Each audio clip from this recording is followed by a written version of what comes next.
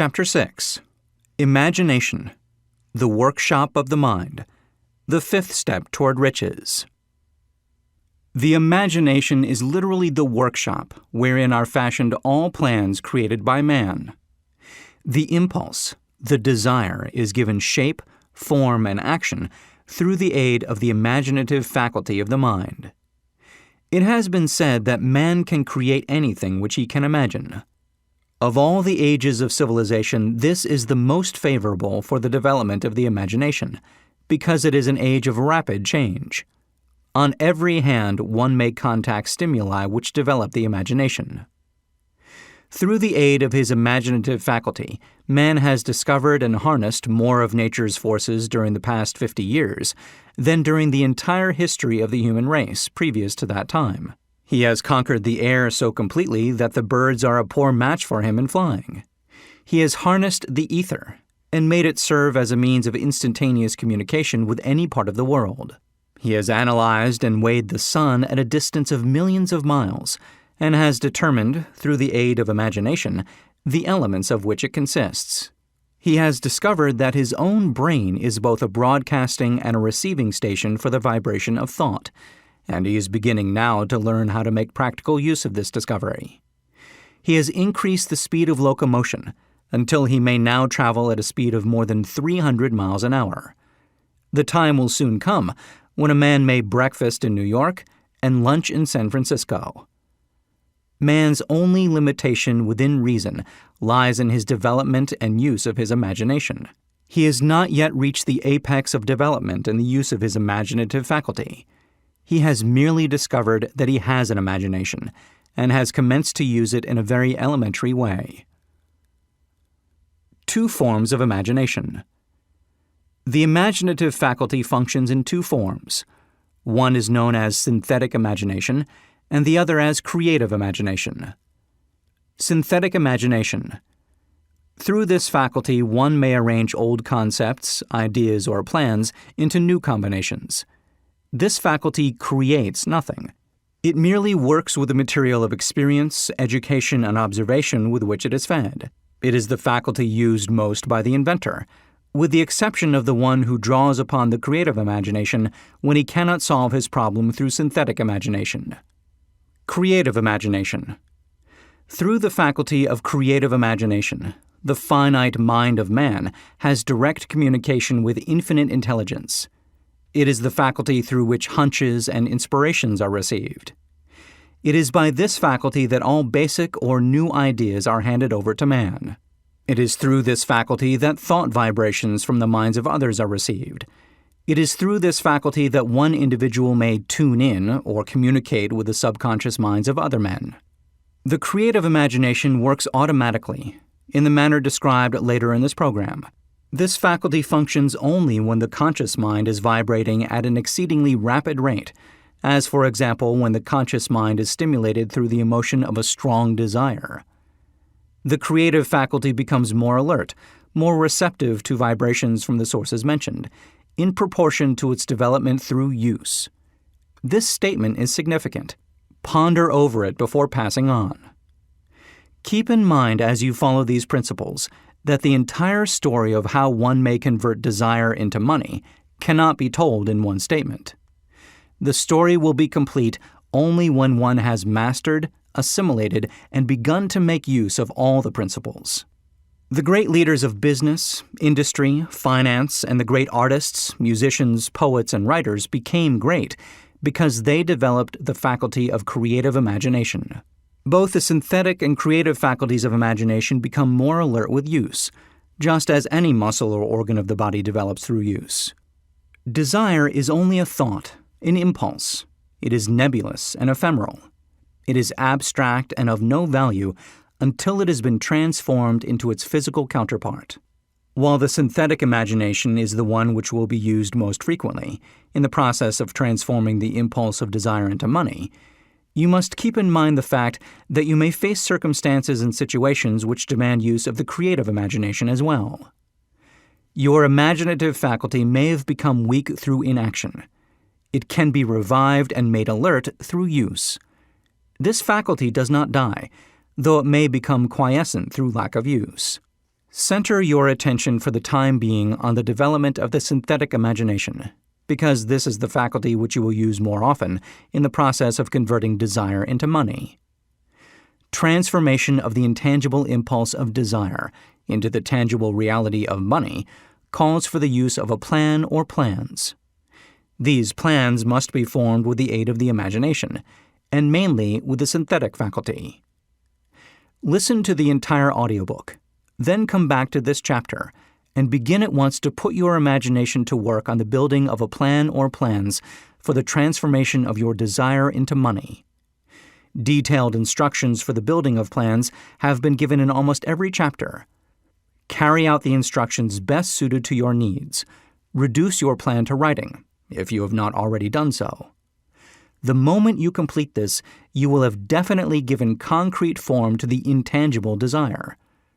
Listen to the preceding sentence once more. Say it aloud, very slowly, and as you do so, remember that the moment you reduce the statement of your desire and a plan for its realization to writing, you have actually taken the first of a series of steps which will enable you to convert the thought into its physical counterpart. The earth on which you live, you yourself, and every other material thing are the result of evolutionary change, through which microscopic bits of matter have been organized and arranged in an orderly fashion. Moreover, and this statement is of stupendous importance, this earth, every one of the billions of individual cells of your body, and every atom of matter began as an intangible form of energy. Desire is thought impulse. Thought impulses are forms of energy. When you begin with the thought impulse desire to accumulate money, you are drafting into your service the same stuff that nature used in creating this earth and every material form in the universe, including the body and brain in which the thought impulses function. As far as science has been able to determine, the entire universe consists of but two elements, matter and energy.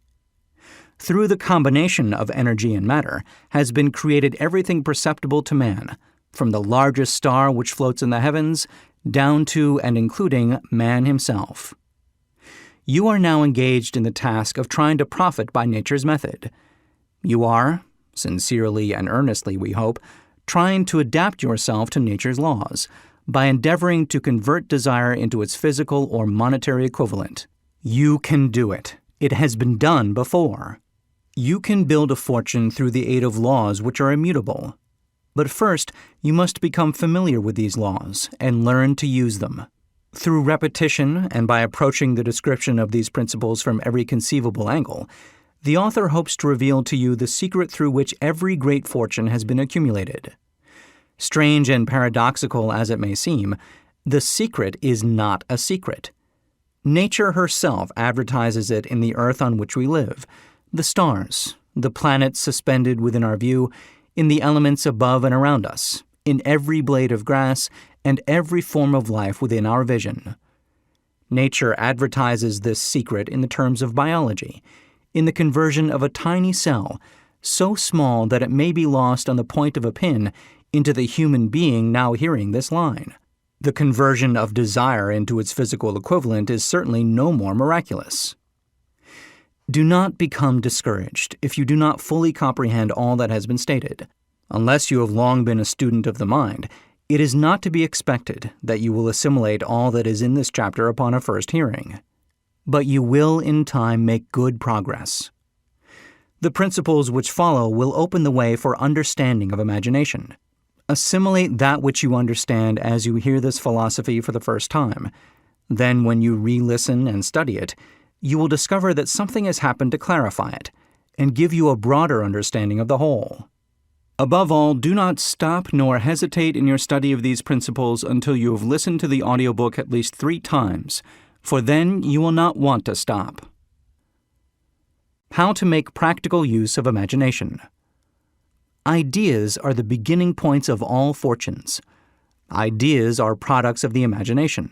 Let us examine a few well-known ideas which have yielded huge fortunes, with the hope that these illustrations will convey definite information concerning the method by which imagination may be used in accumulating riches.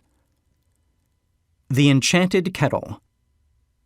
50 years ago, an old country doctor drove to town, hitched his horse, quietly slipped into a drugstore by the back door, and began dickering with the young drug clerk.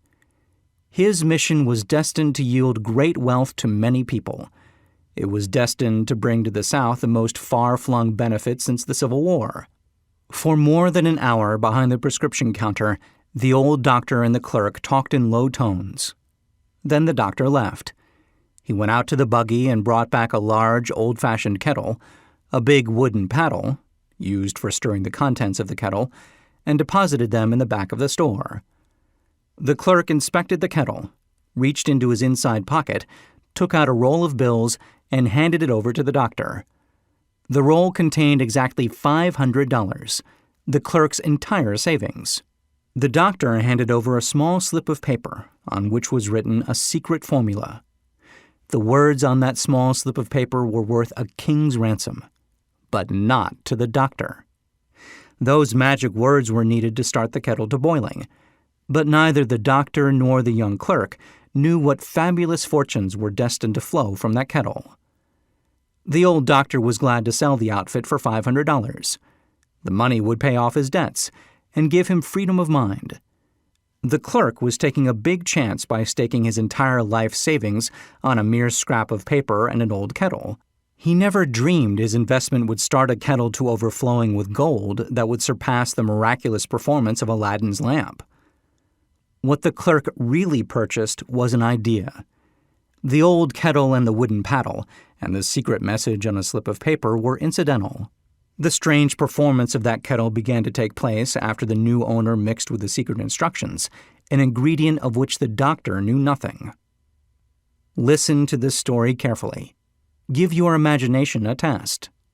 See if you can discover what it was that the young man added to the secret message, which caused the kettle to overflow with gold. Remember, as you listen, that this is not a story from Arabian Nights. Here you have a story of facts, stranger than fiction, facts which began in the form of an idea. Let us take a look at the vast fortunes of gold this idea has produced. It has paid, and still pays, huge fortunes to men and women all over the world, who distribute the contents of the kettle to millions of people. The old kettle is now one of the world's largest consumers of sugar, thus providing jobs of a permanent nature to thousands of men and women engaged in growing sugarcane and in refining and marketing sugar. The old kettle consumes annually millions of glass bottles, providing jobs to huge numbers of glass workers. The old kettle gives employment to an army of clerks, stenographers, copywriters, and advertising experts throughout the nation. It has brought fame and fortune to scores of artists who have created magnificent pictures describing the product. The old kettle has converted a small southern city into the business capital of the South, where it now benefits, directly or indirectly, every business and practically every resident of the city. The influence of this idea now benefits every civilized country in the world, pouring out a continuous stream of gold to all who touch it. Gold from the kettle built and maintains one of the most prominent colleges of the South, where thousands of young people receive the training essential for success. The old kettle has done other marvelous things. All through the World Depression, when factories, banks, and business houses were folding up and quitting by the thousands, the owner of this enchanted kettle went marching on, giving continuous employment to an army of men and women all over the world, and paying out extra portions of gold to those who, long ago, had faith in the idea. If the product of that old brass kettle could talk, it would tell thrilling tales of romance in every language, romances of love, romances of business, romances of professional men and women who are daily being stimulated by it. The author is sure of at least one such romance, for he was a part of it, and it all began not far from the very spot in which the drug clerk purchased the old kettle. It was here that the author met his wife, and it was she who first told him of the enchanted kettle. It was the product of that kettle they were drinking, when he asked her to accept him for better or worse. Now that you know the content of the enchanted kettle is a world-famous drink, it is fitting that the author confess that the home city of the drink supplied him with a wife. Also that the drink itself provides him with stimulation of thought without intoxication, and thereby it serves to give the refreshment of mind which an author must have to do his best work. Whoever you are, wherever you may live, whatever occupation you may be engaged in, just remember in the future, every time you see the words Coca-Cola, that its vast empire of wealth and influence grew out of a single idea, and that the mysterious ingredient the drug clerk, Asa Candler, mixed with the secret formula was imagination. Stop and think of that for a moment. Remember also that the 13 steps to riches described in this audio program were the media through which the influence of Coca-Cola has been extended to every city, town, village, and crossroads of the world, and that any idea you may create, as good and meritorious as Coca-Cola, has the possibility of duplicating the stupendous record of this worldwide thirst killer. Truly, thoughts are things, and their scope of operation is the world itself. What I would do if I had $1 million. This story proves the truth of that old saying, where there's a will, there's a way. It was told to me by that beloved educator and clergyman, the late Frank W. Gonzalez, who began his preaching career in the Stockyards region of South Chicago. While Dr. Gonzalez was going through college, he observed many defects in our educational system, defects which he believed he could correct if he were the head of a college. His deepest desire was to become the directing head of an educational institution in which young men and women would be taught to learn by doing. He made up his mind to organize a new college in which he could carry out his ideas without being handicapped by orthodox methods of education. He needed $1 million to put the project across. Where was he to lay his hands on so large a sum of money? That was the question that absorbed most of this ambitious young preacher's thought. But he couldn't seem to make any progress. Every night he took that thought to bed with him. He got up with it in the morning. He took it with him everywhere he went. He turned it over and over in his mind until it became a consuming obsession with him. $1 million is a lot of money. He recognized that fact, but he also recognized the truth that the only limitation is that which one sets up in one's own mind. Being a philosopher as well as a preacher, Dr. Gonzalez recognized, as do all who succeed in life, that definiteness of purpose is the starting point from which one must begin. He recognized, too, that definiteness of purpose takes on animation, life, and power when backed by a burning desire to translate that purpose into its material equivalent. He knew all these great truths, yet he did not know where or how to lay his hands on $1 million. The natural procedure would have been to give up and quit by saying, "Oh, well, my idea is a good one, but I cannot do anything with it, because I never can procure the necessary $1 million. That is exactly what the majority of people would have said. But it is not what Dr. Gonzalez said. What he said and what he did are so important that I now introduce him and let him speak for himself. One Saturday afternoon, I sat in my room thinking of ways and means of raising the money to carry out my plans. For nearly 2 years I had been thinking, but I had done nothing but think. The time had come for action.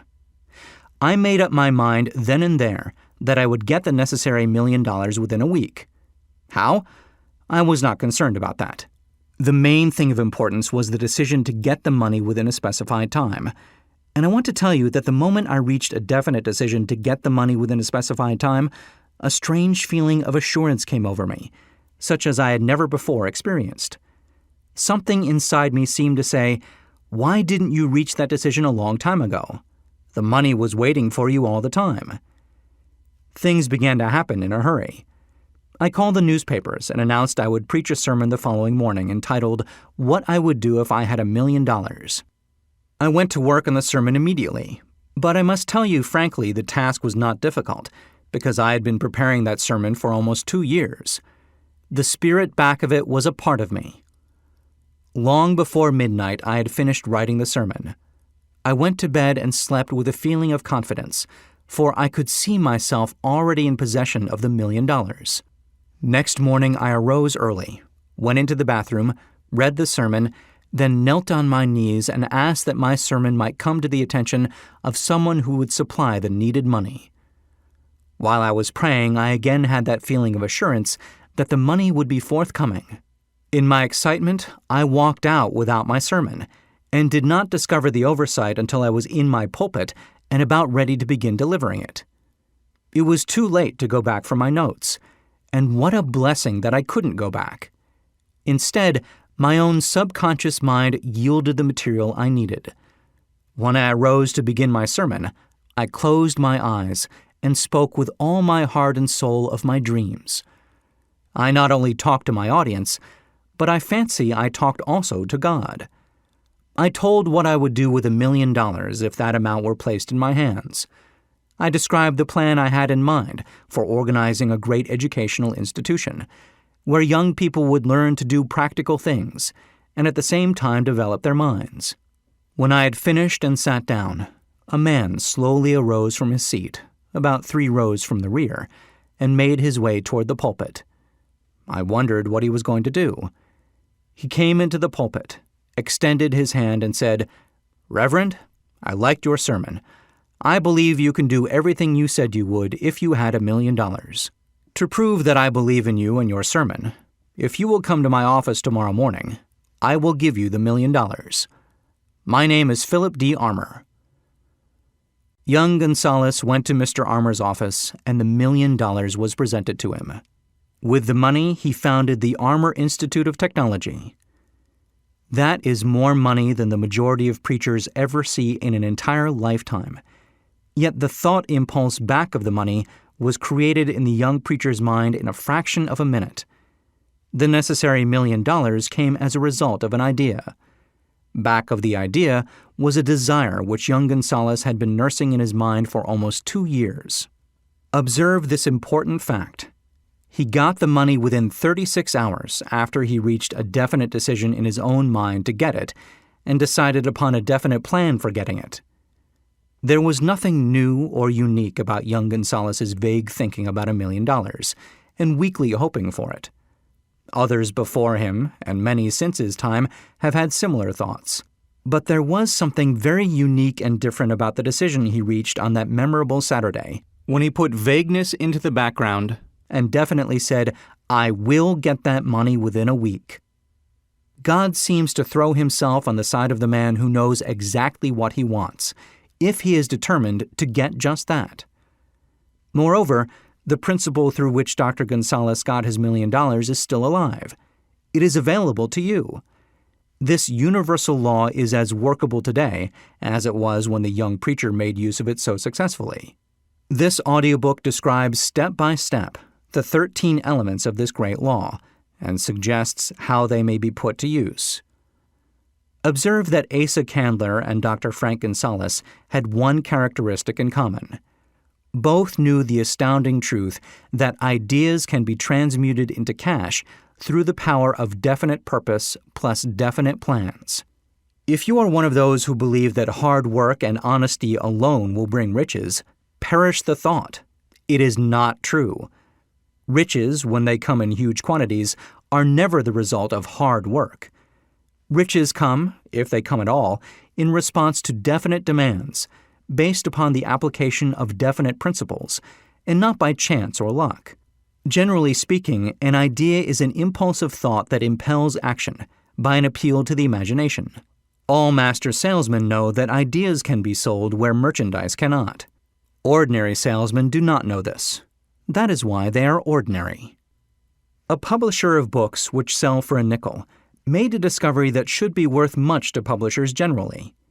He learned that many people buy titles and not contents of books. By merely changing the name of one book that was not moving, his sales on that book jumped upward more than 1 million copies. The inside of the book was not changed in any way. He merely ripped off the cover bearing the title that did not sell and put on a new cover with a title that had box office value. That, as simple as it may seem, was an idea. It was imagination. There is no standard price on ideas. The creator of ideas makes his own price, and if he is smart, gets it. The moving picture industry created a whole flock of millionaires. Most of them were men who couldn't create ideas, but they had the imagination to recognize ideas when they saw them.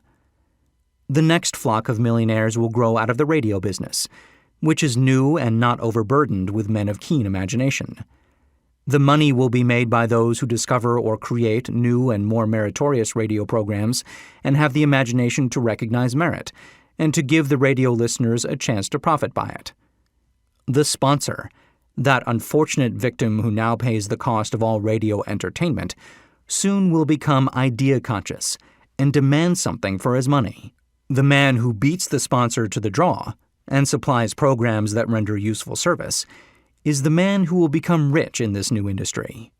Crooners and light chatter artists, who now pollute the air with wisecracks and silly giggles, will go the way of all light timbers, and their places will be taken by real artists who interpret carefully planned programs which have been designed to service the minds of men, as well as provide entertainment. Here is a wide-open field of opportunity screaming its protest at the way it is being butchered because of lack of imagination and begging for rescue at any price. Above all, the thing that radio needs is new ideas. If this new field of opportunity intrigues you, perhaps you might profit by the suggestion that the successful radio programs of the future will give more attention to creating buyer audiences and less attention to listener audiences. Stated more plainly, the builder of radio programs who succeeds in the future must find practical ways to convert listeners into buyers. Moreover, the successful producer of radio programs in the future must key his features so that he can definitely show its effect upon the audience. Sponsors are becoming a bit weary of buying glib selling talks based upon statements grabbed out of thin air. They want, and in the future will demand, indisputable proof that the Who's It program not only gives millions of people the silliest giggle ever, but that the silly giggler can sell merchandise.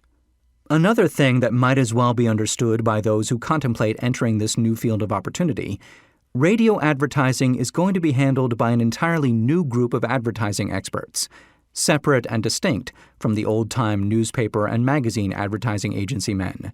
The old-timers in the advertising game cannot read the modern radio scripts because they have been schooled to see ideas. The new radio technique demands men who can interpret ideas from a written manuscript in terms of sound. It costs the author a year of hard labor and many thousands of dollars to learn this. Radio, right now, is about where the moving pictures were when Mary Pickford and her curls first appeared on the screen. There is plenty of room in radio for those who can produce or recognize ideas. If the foregoing comment on the opportunities of radio has not started your idea factory to work, you had better forget it. Your opportunity is in some other field. If the comment intrigued you in the slightest degree, then go further into it, and you may find the one idea you need to round out your career. Never let it discourage you if you have no experience in radio. Andrew Carnegie knew very little about making steel. I have Carnegie's own word for this. But he made practical use of two of the principles described in this audiobook, and made the steel business yield him a fortune. The story of practically every great fortune starts with a day when a creator of ideas and a seller of ideas got together and worked in harmony. Carnegie surrounded himself with men who could do all that he could not do. Men who created ideas, and men who put ideas into operation, and made himself and the others fabulously rich. Millions of people go through life hoping for favorable breaks. Perhaps a favorable break can get one an opportunity, but the safest plan is not to depend upon luck. It was a favorable break that gave me the biggest opportunity of my life, but 25 years of determined effort had to be devoted to that opportunity before it became an asset. The break consisted of my good fortune in meeting and gaining the cooperation of Andrew Carnegie. On that occasion, Carnegie planted in my mind the idea of organizing the principles of achievement into a philosophy of success. Thousands of people have profited by the discoveries made in the 25 years of research, and several fortunes have been accumulated through the application of the philosophy. The beginning was simple. It was an idea which anyone might have developed. The favorable break came through Carnegie. But what about the determination definiteness of purpose, and the desire to attain the goal, and the persistent effort of 25 years. It was no ordinary desire that survived disappointment, discouragement, temporary defeat, criticism, and the constant reminding of waste of time. It was a burning desire, an obsession. When the idea was first planted in my mind by Mr. Carnegie, it was coaxed, nursed, and enticed to remain alive. Gradually, the idea became a giant under its own power, and it coaxed, nursed, and drove me. Ideas are like that. First, you give life and action and guidance to ideas. Then they take on power of their own and sweep aside all opposition. Ideas are intangible forces, but they have more power than the physical brains that give birth to them. They have the power to live on, after the brain that creates them has returned to dust. For example, take the power of Christianity. That began with a simple idea, born in the brain of Christ. Its chief tenet was, "Do unto others as you would have others do unto you." Christ has gone back to the source from whence he came, but his idea goes marching on. Someday it may grow up and come into its own. Then it will have fulfilled Christ's deepest desire. The idea has been developing only 2,000 years. Give it time. Success requires no explanations. Failure permits no alibis. Chapter 7. Organized Planning. The crystallization of desire into action. The sixth step toward riches. You have learned that everything man creates or acquires begins in the form of desire. That desire is taken on the first lap of its journey, from the abstract to the concrete, into the workshop of the imagination, where plans for its transition are created and organized. In Chapter 2, you were instructed to take 6 definite practical steps as your first move in translating the desire for money into its monetary equivalent. One of these steps is the formation of a definite practical plan or plans, through which this transformation may be made. You will now be instructed how to build plans which will be practical, viz. A. Ally yourself with a group of as many people as you may need for the creation and carrying out of your plan or plans for the accumulation of money, making use of the mastermind principle described in a later chapter. Compliance with this instruction is absolutely essential. Do not neglect it. B. Before forming your mastermind alliance, decide what advantages and benefits you may offer the individual members of your group in return for their cooperation. No one will work indefinitely without some form of compensation. No intelligent person will either request or expect another to work without adequate compensation, although this may not always be in the form of money. C. Arrange to meet with the members of your mastermind group at least twice a week, and more often if possible, until you have jointly perfected the necessary plan or plans for the accumulation of money. D. Maintain perfect harmony between yourself and every member of your mastermind group. If you fail to carry out this instruction to the letter, you may expect to meet with failure. The mastermind principle cannot obtain where perfect harmony does not prevail. Keep in mind these facts. First, you are engaged in an undertaking of major importance to you. To be sure of success, you must have plans which are faultless. Second, you must have the advantage of the experience, education, native ability, and imagination of other minds. This is in harmony with the methods followed by every person who has accumulated a great fortune. No individual has sufficient experience, education, native ability, and knowledge to ensure the accumulation of a great fortune without the cooperation of other people. Every plan you adopt in your endeavor to accumulate wealth should be the joint creation of yourself and every other member of your mastermind group. You may originate your own plans, either in whole or in part, but see that those plans are checked and approved by the members of your mastermind alliance. If the first plan which you adopt does not work successfully, replace it with a new plan. If this new plan fails to work, replace it in turn with still another, and so on until you find a plan which does work. Right here is the point at which the majority of men meet with failure, because of their lack of persistence in creating new plans to take the place of those which fail. The most intelligent man living cannot succeed in accumulating money, nor in any other undertaking, without plans which are practical and workable. Just keep this fact in mind, and remember when your plans fail, that temporary defeat is not permanent failure. It may only mean that your plans have not been sound. Build other plans. Start all over again. Thomas A. Edison failed 10,000 times before he perfected the incandescent electric light bulb. That is, he met with temporary defeat 10,000 times before his efforts were crowned with success. Temporary defeat should mean only one thing: the certain knowledge that there is something wrong with your plan. Millions of men go through life in misery and poverty because they lack a sound plan through which to accumulate a fortune. Henry Ford accumulated a fortune, not because of his superior mind, but because he adopted and followed a plan which proved to be sound. 1,000 men could be pointed out, each with a better education than Ford's, yet each of whom lives in poverty, because he does not possess the right plan for the accumulation of money. Your achievement can be no greater than your plans are sound. That may seem to be an axiomatic statement, but it is true. Samuel Insull lost his fortune of over $100 million. The Insull fortune was built on plans which were sound. The business depression forced Mr. Insull to change his plans, and the change brought temporary defeat, because his new plans were not sound. Mr. Insull is now an old man. He may consequently accept failure instead of temporary defeat.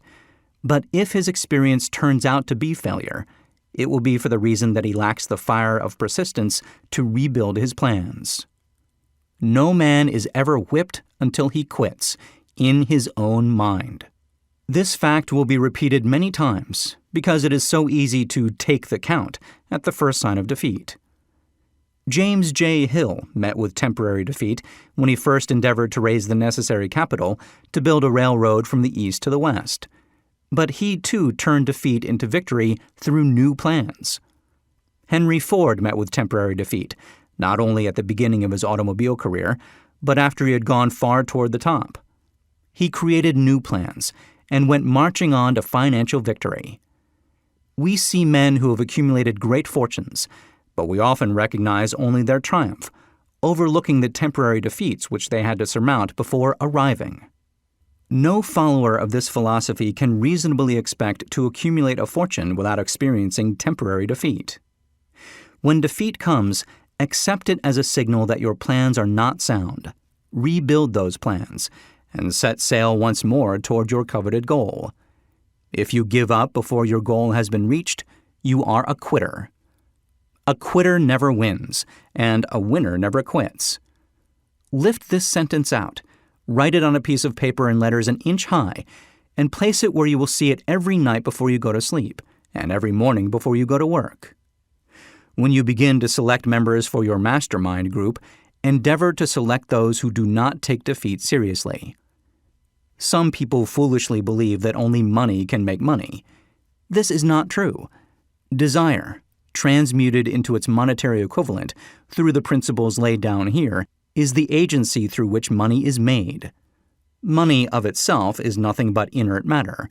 It cannot move, think, or talk, but it can hear when a man who desires it calls it to come. Planning the sale of services. The remainder of this chapter has been given over to a description of ways and means of marketing personal services. The information here conveyed will be of practical help to any person having any form of personal services to market, but it will be of priceless benefit to those who aspire to leadership in their chosen occupations. Intelligent planning is essential for success in any undertaking designed to accumulate riches. Here will be found detailed instructions to those who must begin the accumulation of riches by selling personal services. It should be encouraging to know that practically all the great fortunes began in the form of compensation for personal services, or from the sale of ideas. What else, except ideas and personal services, would one not possessed of property have to give in return for riches? Broadly speaking, there are two types of people in the world. One type is known as leaders, and the other as followers. Decide at the outset whether you intend to become a leader in your chosen calling or remain a follower. The difference in compensation is vast. The follower cannot reasonably expect the compensation to which a leader is entitled, although many followers make the mistake of expecting such pay. It is no disgrace to be a follower. On the other hand, it is no credit to remain a follower. Most great leaders began in the capacity of followers. They became great leaders because they were intelligent followers. With few exceptions, the man who cannot follow a leader intelligently cannot become an efficient leader. The man who can follow a leader most efficiently is usually the man who develops into leadership most rapidly. An intelligent follower has many advantages, among them the opportunity to acquire knowledge from his leader. The major attributes of leadership. The following are important factors of leadership. 1. Unwavering courage based upon knowledge of self and of one's occupation. No follower wishes to be dominated by a leader who lacks self-confidence and courage. No intelligent follower will be dominated by such a leader very long. 2. Self-control. The man who cannot control himself can never control others. Self-control sets a mighty example for one's followers, which the more intelligent will emulate. 3.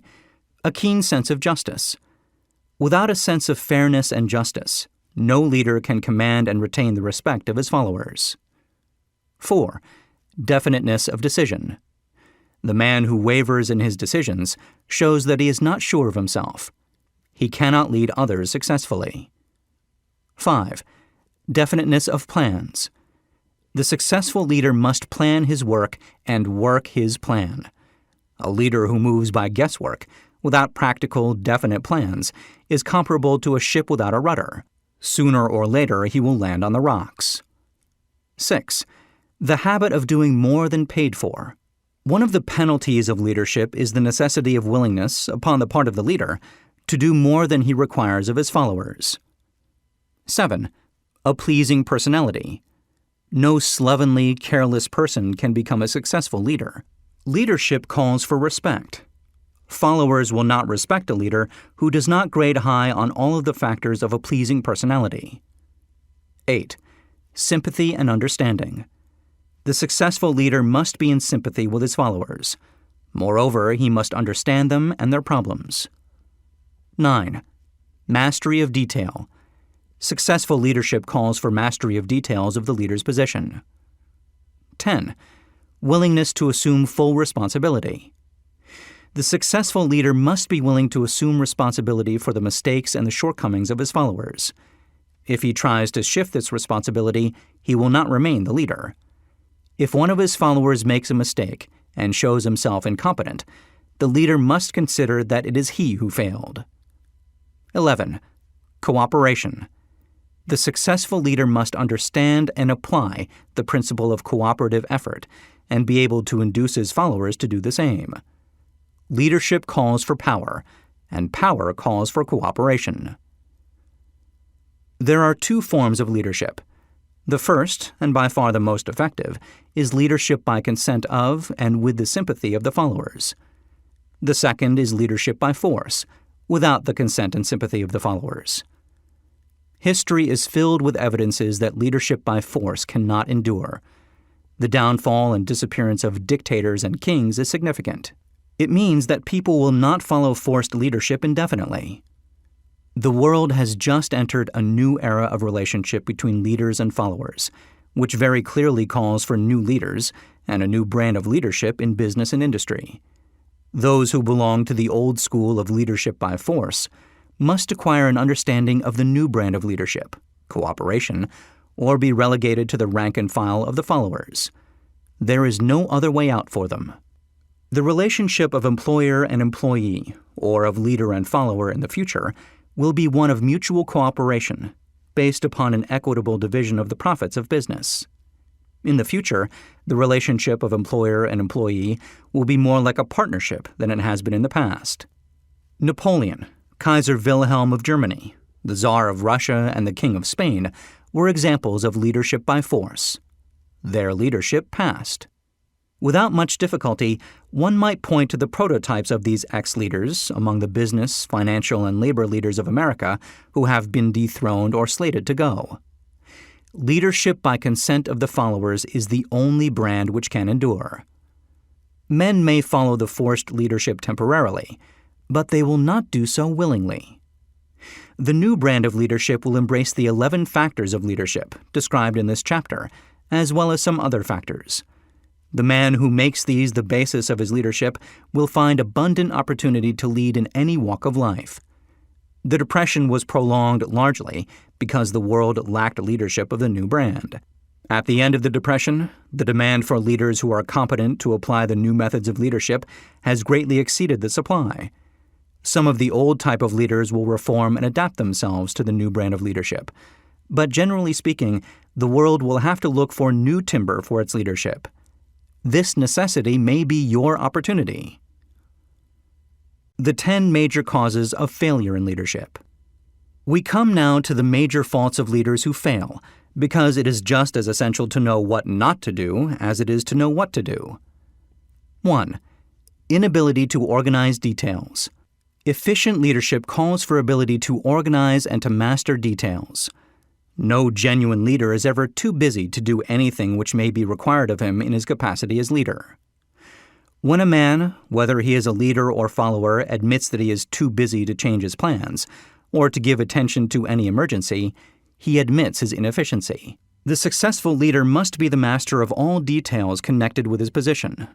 That means, of course, that he must acquire the habit of relegating details to capable lieutenants. 2. Unwillingness to render humble service. Truly great leaders are willing, when occasion demands, to perform any sort of labor which they would ask another to perform. The greatest among ye shall be the servant of all, is a truth which all able leaders observe and respect. 3. Expectation of pay for what they know, instead of what they do with that which they know.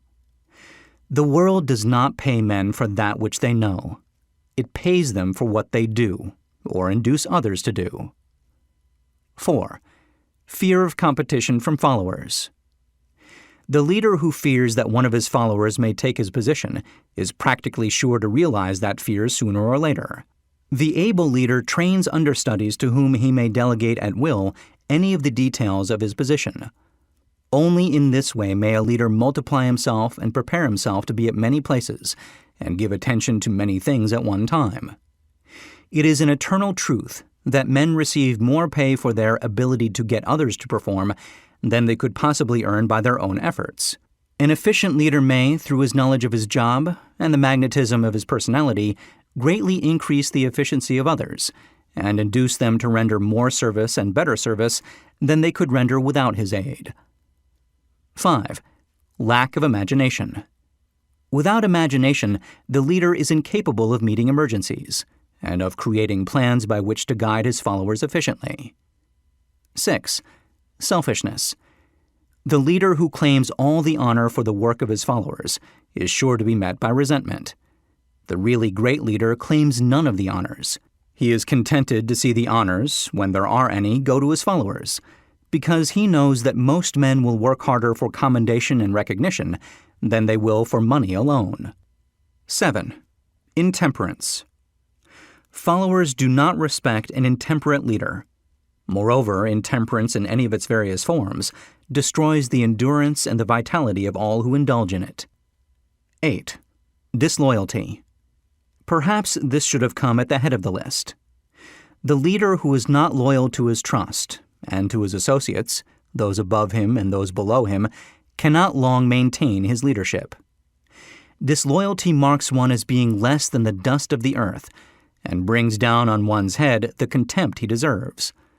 Lack of loyalty is one of the major causes of failure in every walk of life.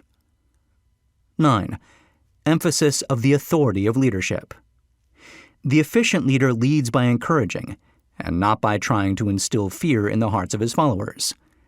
The leader who tries to impress his followers with his authority comes within the category of leadership through force.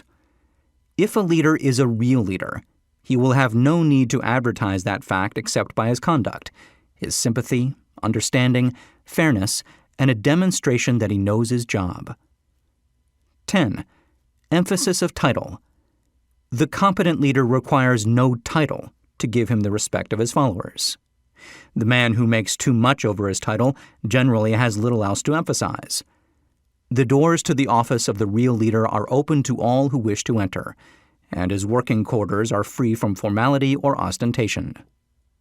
These are among the more common of the causes of failure in leadership. Any one of these faults is sufficient to induce failure. Study the list carefully if you aspire to leadership, and make sure that you are free of these faults.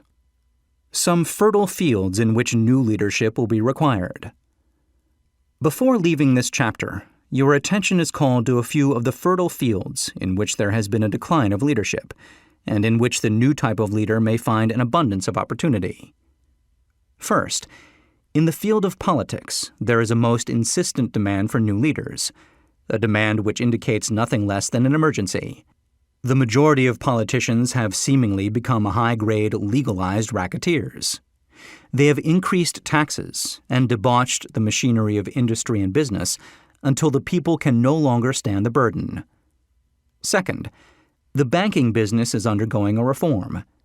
The leaders in this field have almost entirely lost the confidence of the public. Already the bankers have sensed the need of reform, and they have begun it. Third, industry calls for new leaders. The old type of leaders thought and moved in terms of dividends, instead of thinking and moving in terms of human equations.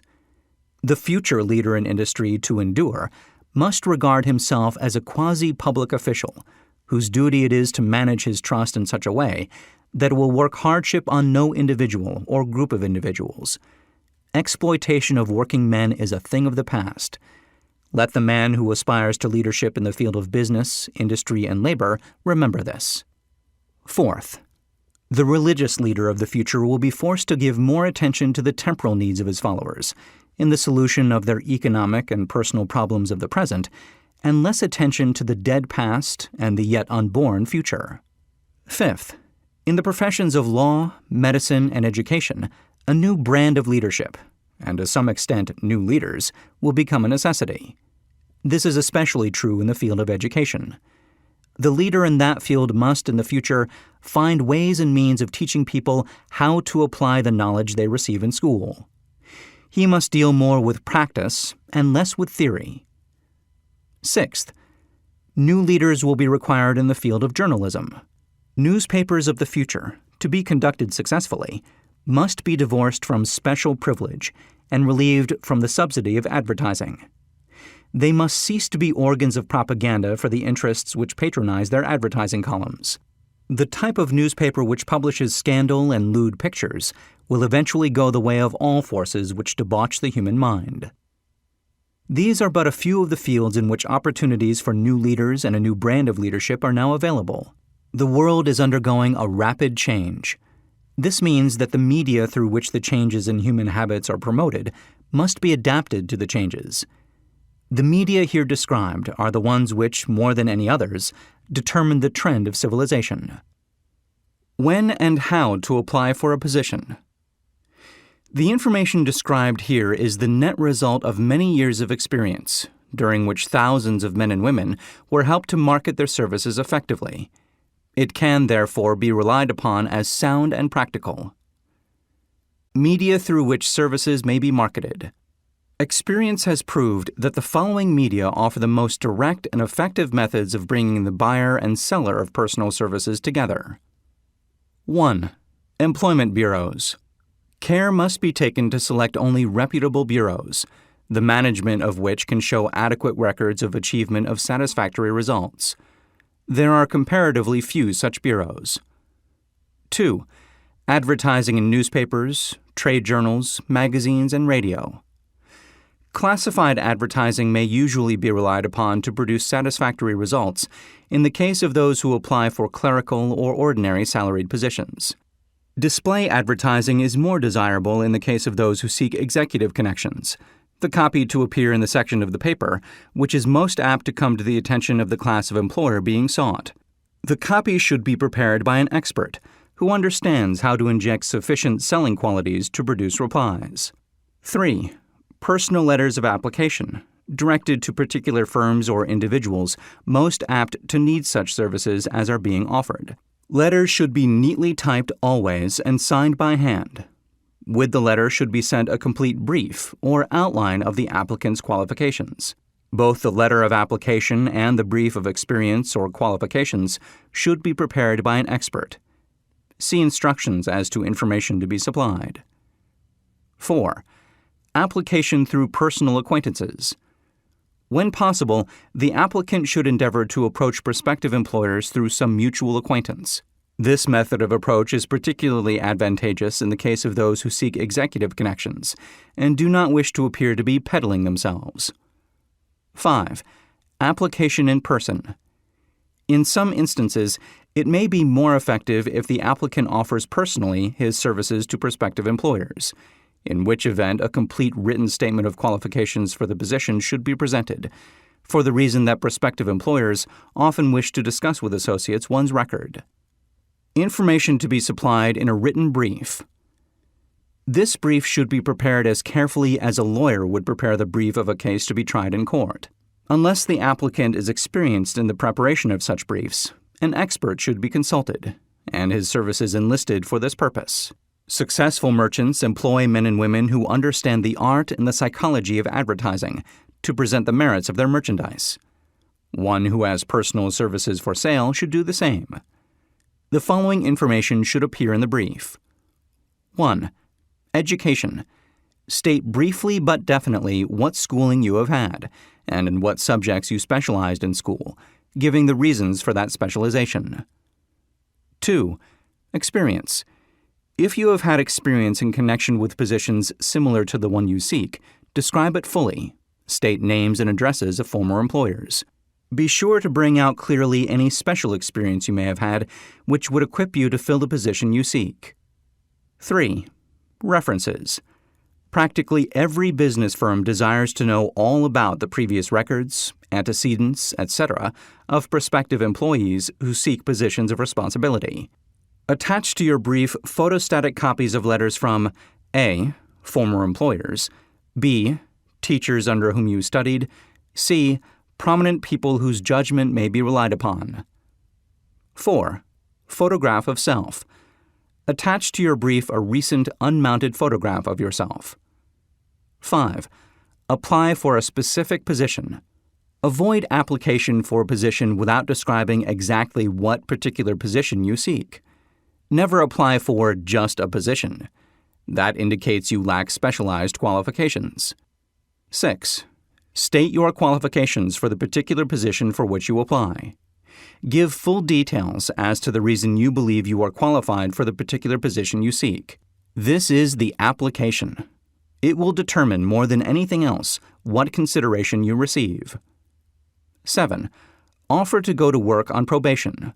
In the majority of instances, if you are determined to have the position for which you apply, it will be most effective if you offer to work for a week or a month or for a sufficient length of time to enable your prospective employer to judge your value without pay. This may appear to be a radical suggestion, but experience has proved that it seldom fails to win at least a trial. If you are sure of your qualifications, a trial is all you need. Incidentally, such an offer indicates that you have confidence in your ability to fill the position you seek. It is most convincing.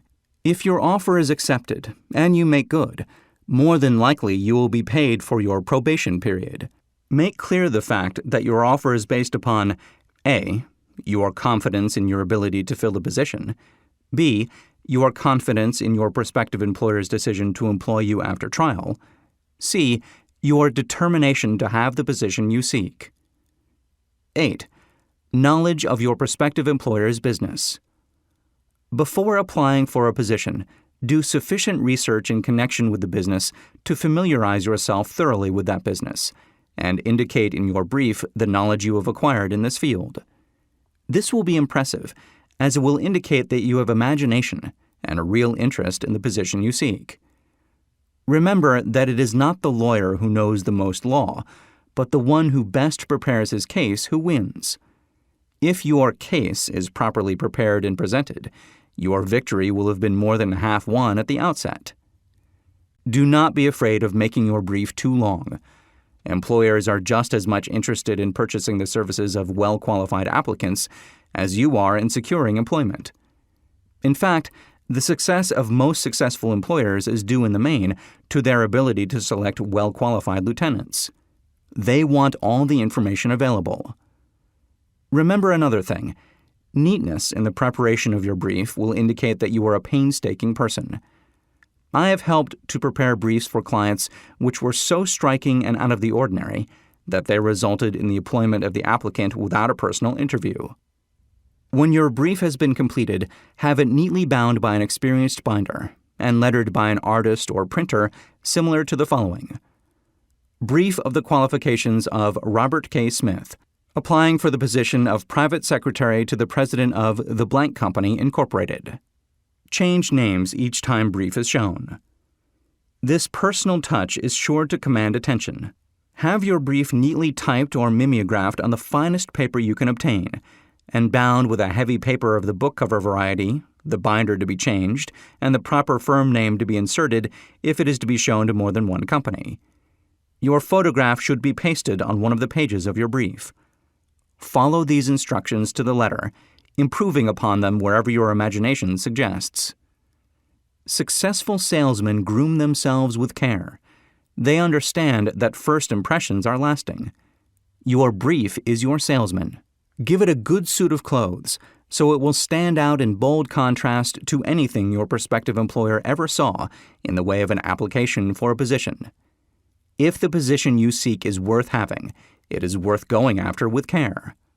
Moreover, if you sell yourself to an employer in a manner that impresses him with your individuality, you probably will receive more money for your services from the very start than you would if you applied for employment in the usual conventional way.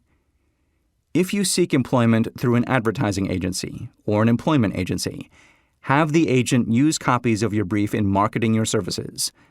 This will help to gain preference for you, both with the agent and the prospective employers. How to get the exact position you desire. Everyone enjoys doing the kind of work for which he is best suited. An artist loves to work with paints, a craftsman with his hands, a writer loves to write. Those with less definite talents have their preferences for certain fields of business and industry. If America does anything well, it offers a full range of occupations, tilling the soil, manufacturing, marketing, and the professions. First, decide exactly what kind of a job you want. If the job doesn't already exist, perhaps you can create it. Second, choose the company or individual for whom you wish to work. Third, study your prospective employer as to policies, personnel, and chances of advancement. Fourth, by analysis of yourself, your talents, and capabilities, figure what you can offer and plan ways and means of giving advantages, services, developments, ideas that you believe you can successfully deliver.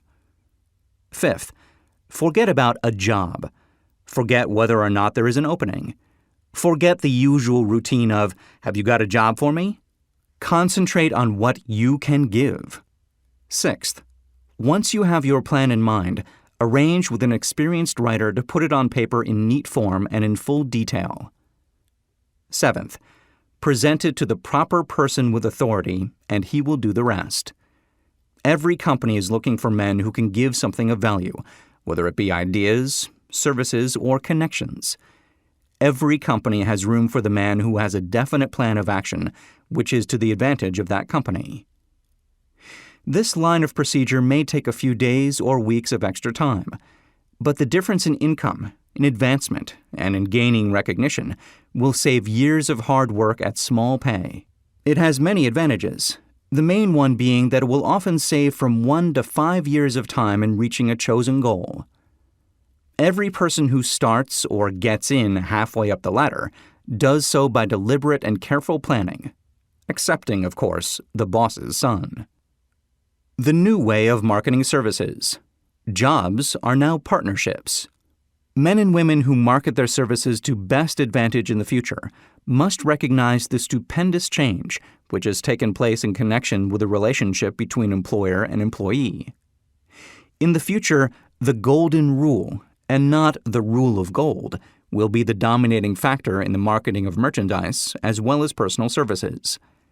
The future relationship between employers and their employees will be more in the nature of a partnership, consisting of A, the employer, B, the employee, C, the public they serve. This new way of marketing personal services is called new for many reasons. First, both the employer and the employee of the future will be considered as fellow employees, whose business it will be to serve the public efficiently.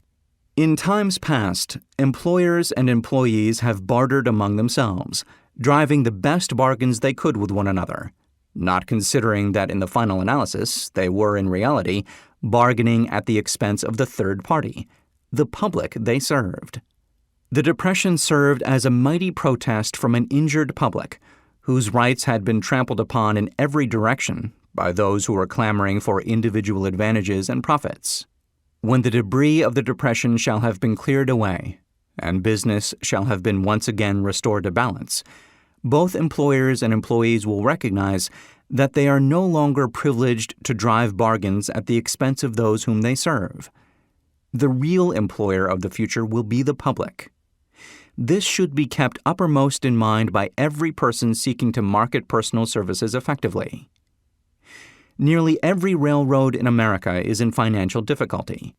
Who does not remember the day when, if a citizen inquired at the ticket office the time of departure of a train, he was abruptly referred to the bulletin board instead of being politely given the information?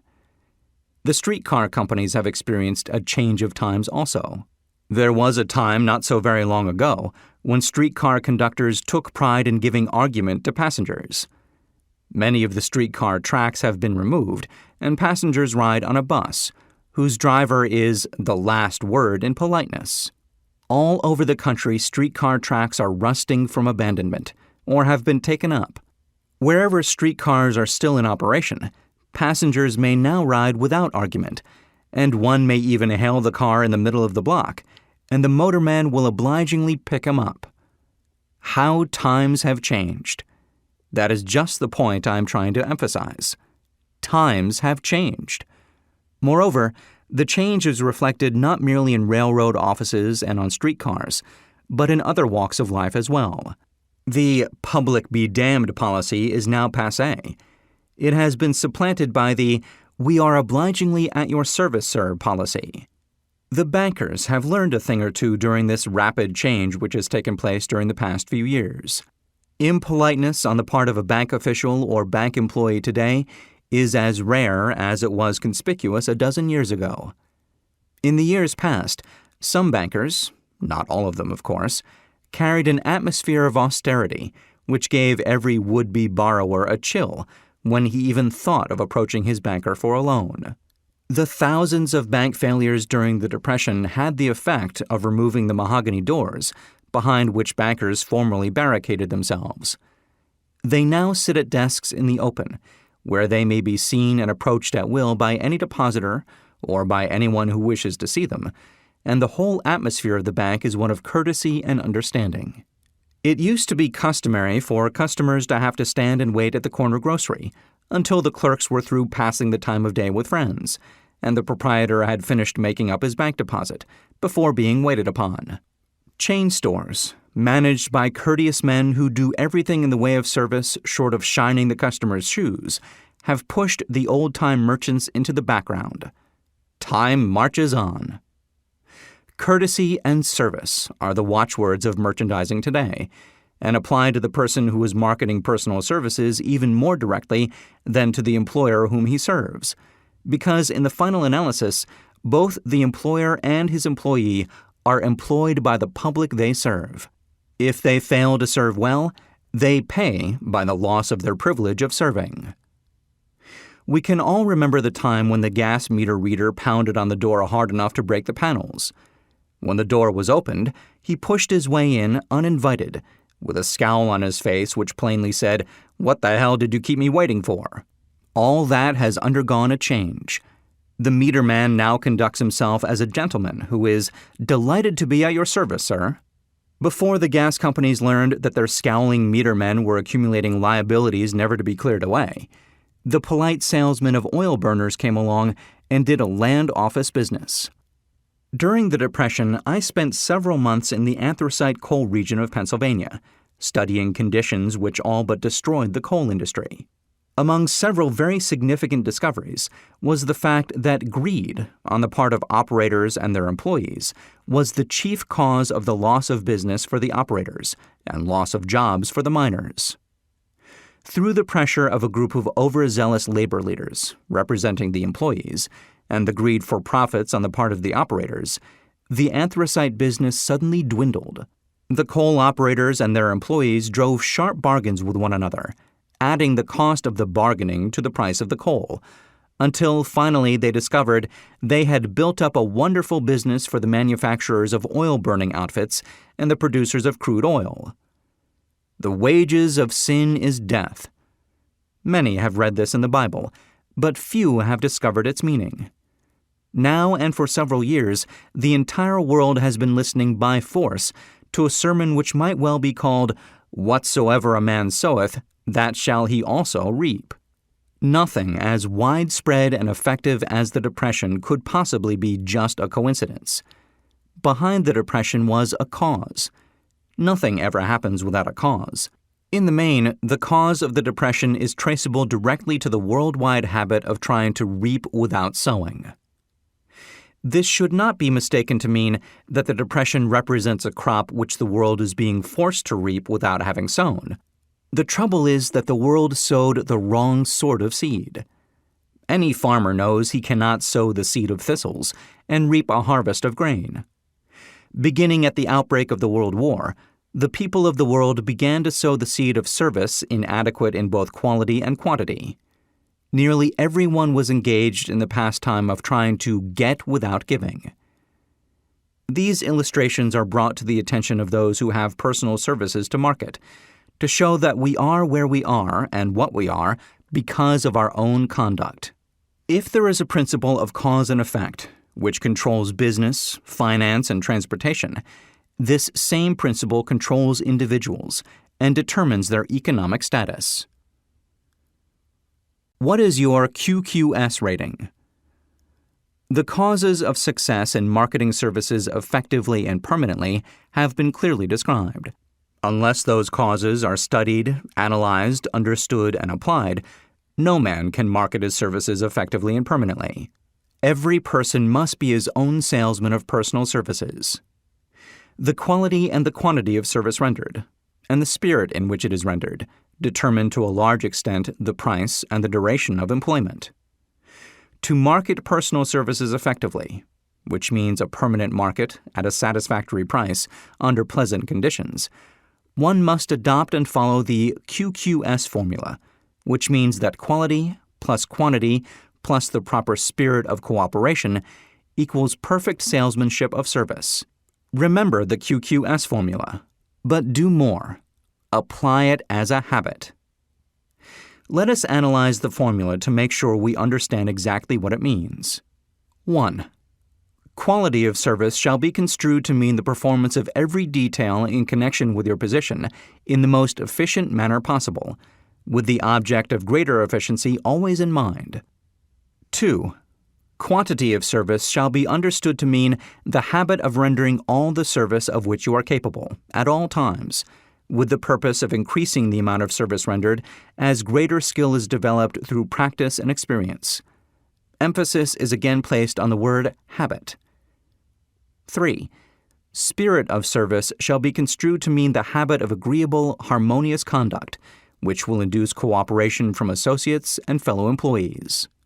Adequacy of quality and quantity of service is not sufficient to maintain a permanent market for your services. The conduct, or the spirit in which you deliver service, is a strong determining factor in connection with both the price you receive and the duration of employment. Andrew Carnegie stressed this point more than others in connection with his description of the factors which lead to success in the marketing of personal services.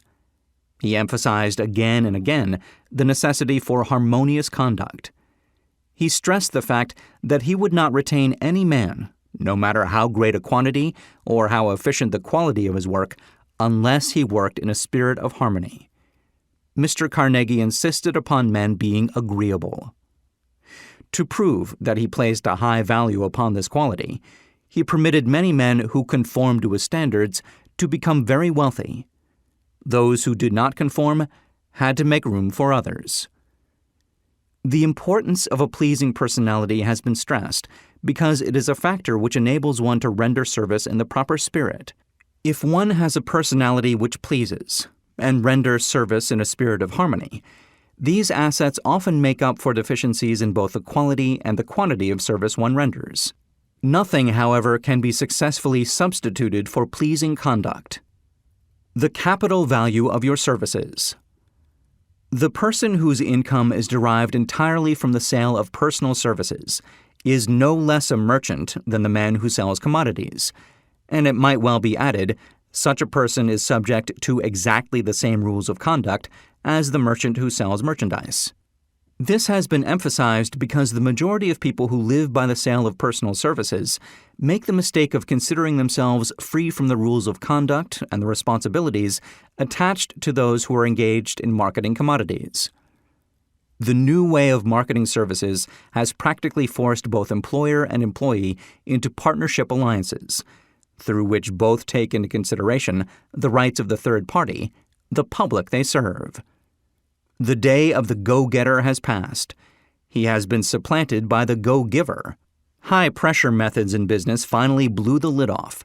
There will never be the need to put the lid back on, because in the future, business will be conducted by methods that will require no pressure. The actual capital value of your brains may be determined by the amount of income you can produce, by marketing your services.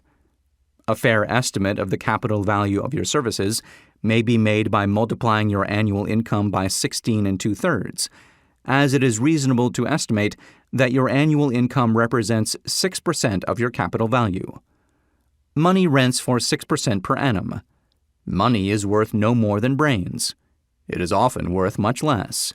Competent brains, if effectively marketed, represent a much more desirable form of capital than that which is required to conduct a business dealing in commodities.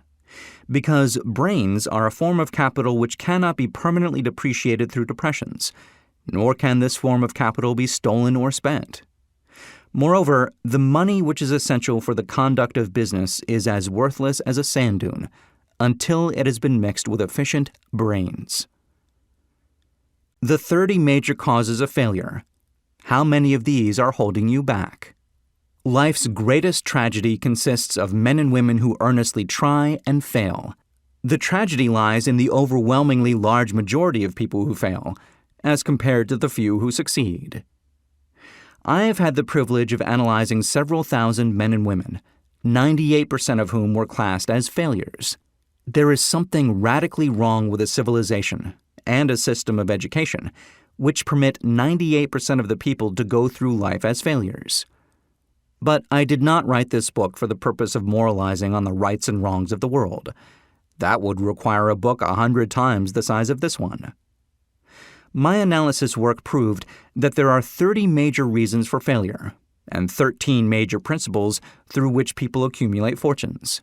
In this chapter, a description of the 30 major causes of failure will be given.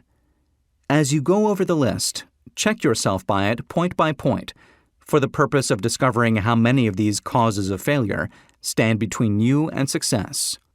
1. Unfavorable hereditary background. There is but little, if anything, which can be done for people who are born with a deficiency in brain power. This philosophy offers but one method of bridging this weakness, through the aid of the mastermind. Observe with profit, however, that this is the only one of the 30 causes of failure which may not be easily corrected by any individual. 2. Lack of a well-defined purpose in life. There is no hope of success for the person who does not have a central purpose or definite goal at which to aim. 98 out of every 100 of those whom I have analyzed had no such aim. Perhaps this was the 3. Lack of ambition to aim above mediocrity. We offer no hope for the person who is so indifferent as not to want to get ahead in life, and who is not willing to pay the price. 4. Insufficient education. This is a handicap which may be overcome with comparative ease. Experience has proven that the best educated people are often those who are known as self-made or self-educated. It takes more than a college degree to make one a person of education. Any person who is educated is one who has learned to get whatever he wants in life without violating the rights of others. Education consists not so much of knowledge, but of knowledge effectively and persistently applied. Men are paid not merely for what they know, but more particularly for what they do with that which they know. 5. Lack of self-discipline. Discipline comes through self-control. This means that one must control all negative qualities. Before you can control conditions, you must first control yourself. Self-mastery is the hardest job you will ever tackle. If you do not conquer self, you will be conquered by self. You may see at one and the same time both your best friend and your greatest enemy by stepping in front of a mirror. 6. Ill health. No person may enjoy outstanding success without good health. Many of the causes of ill health are subject to mastery and control. These, in the main, are A. Overeating of foods not conducive to health, B. Wrong habits of thought, giving expression to negatives, C. Wrong use of and overindulgence in sex, D. Lack of proper physical exercise, E. An inadequate supply of fresh air due to improper breathing. 7. Unfavorable environmental influences during childhood. As the twig is bent, so shall the tree grow. Most people who have criminal tendencies acquire them as the result of bad environment and improper associates during childhood. 8. Procrastination. This is one of the most common causes of failure. Old man procrastination stands within the shadow of every human being, waiting his opportunity to spoil one's chances of success. Most of us go through life as failures because we are waiting for the time to be right, to start doing something worthwhile. Do not wait. The time will never be just right. Start where you stand and work with whatever tools you may have at your command. And better who takes no chances, generally has to take whatever is left when others are through choosing. Overcaution is as bad as undercaution. Both are extremes to be guarded against. Life itself is filled with the element of chance. 17. Wrong selection of associates in business. This is one of the most common causes of failure in business. In marketing personal services, one should use great care to select an employer who will be an inspiration and who is himself intelligent and successful. We emulate those with whom we associate most closely. Pick an employer who is worth emulating. 18. Superstition and prejudice. Superstition is a form of fear. It is also a sign of ignorance. Men who succeed keep open minds and are afraid of nothing. 19. Wrong selection of a vocation. No man can succeed in a line of endeavor which he does not like. The most essential step in the marketing of personal services is that of selecting an occupation into which you can throw yourself wholeheartedly. 20. Lack of concentration of effort. The jack of all trades seldom is good at any. Concentrate all of your efforts on one definite chief aim. 21. The habit of indiscriminate spending. The spendthrift cannot succeed, mainly because he stands eternally in fear of poverty. Form the habit of systematic saving by putting aside a definite percentage of your income. Money in the bank gives one a very safe foundation of courage when bargaining for the sale of personal services. Without money, one must take what one is offered and be glad to get it. 22. Lack of enthusiasm. Without enthusiasm, one cannot be convincing. Moreover, enthusiasm is contagious, and the person who has it under control is generally welcome in any group of people. 23. Intolerance. The person with a closed mind on any subject seldom gets ahead. Intolerance means that one has stopped acquiring knowledge. The most damaging forms of intolerance are those connected with religious, racial, and political differences of opinion. 24. Intemperance. The most damaging forms of intemperance are connected with eating, strong drink, and sexual activities. Overindulgence in any of these is fatal to success. 25. Inability to cooperate with others. More people lose their positions and their big opportunities in life because of this fault than for all other reasons combined. It is a fault which no well-informed businessman or leader will tolerate. 26. Possession of power that was not acquired through self-effort. Sons and daughters of wealthy men, and others who inherit money which they did not earn. Power in the hands of one who did not acquire it gradually is often fatal to success. Quick riches are more dangerous than poverty. 27. Intentional dishonesty. There is no substitute for honesty. One may be temporarily dishonest by force of circumstances over which one has no control without permanent damage, but there is no hope for the person who is dishonest by choice. Sooner or later, his deeds will catch up with him, and he will pay by loss of reputation, and perhaps even loss of liberty. 28. Egotism and vanity. These qualities serve as red lights which warn others to keep away. They are fatal to success. 29. Guessing instead of thinking. Most people are too indifferent or lazy to acquire facts with which to think accurately. They prefer to act on opinions created by guesswork or snap judgments. 30. Lack of capital. This is a common cause of failure among those who start out in business for the first time, without sufficient reserve of capital to absorb the shock of their mistakes, and to carry them over until they have established a reputation. 31. Under this, name any particular cause of failure from which you have suffered that has not been included in the foregoing list. In these 30 major causes of failure is found a description of the tragedy of life, which obtains for practically every person who tries and fails. It will be helpful if you can induce someone who knows you well to go over this list with you and help to analyze you by the 30 causes of failure. It may be beneficial if you try this alone. Most people cannot see themselves as others see them. You may be one who cannot. The oldest of admonitions is, "Man, know thyself." If you market merchandise successfully, you must know the merchandise. The same is true in marketing personal services. You should know all of your weaknesses in order that you may either bridge them or eliminate them entirely. You should know your strength in order that you may call attention to it when selling your services. You can know yourself only through accurate analysis. The folly of ignorance in connection with self was displayed by a young man who applied to the manager of a well-known business for a position. He made a very good impression until the manager asked him what salary he expected. He replied that he had no fixed sum in mind, lack of a definite aim. The manager then said, "We will pay you all you are worth after we try you out for a week."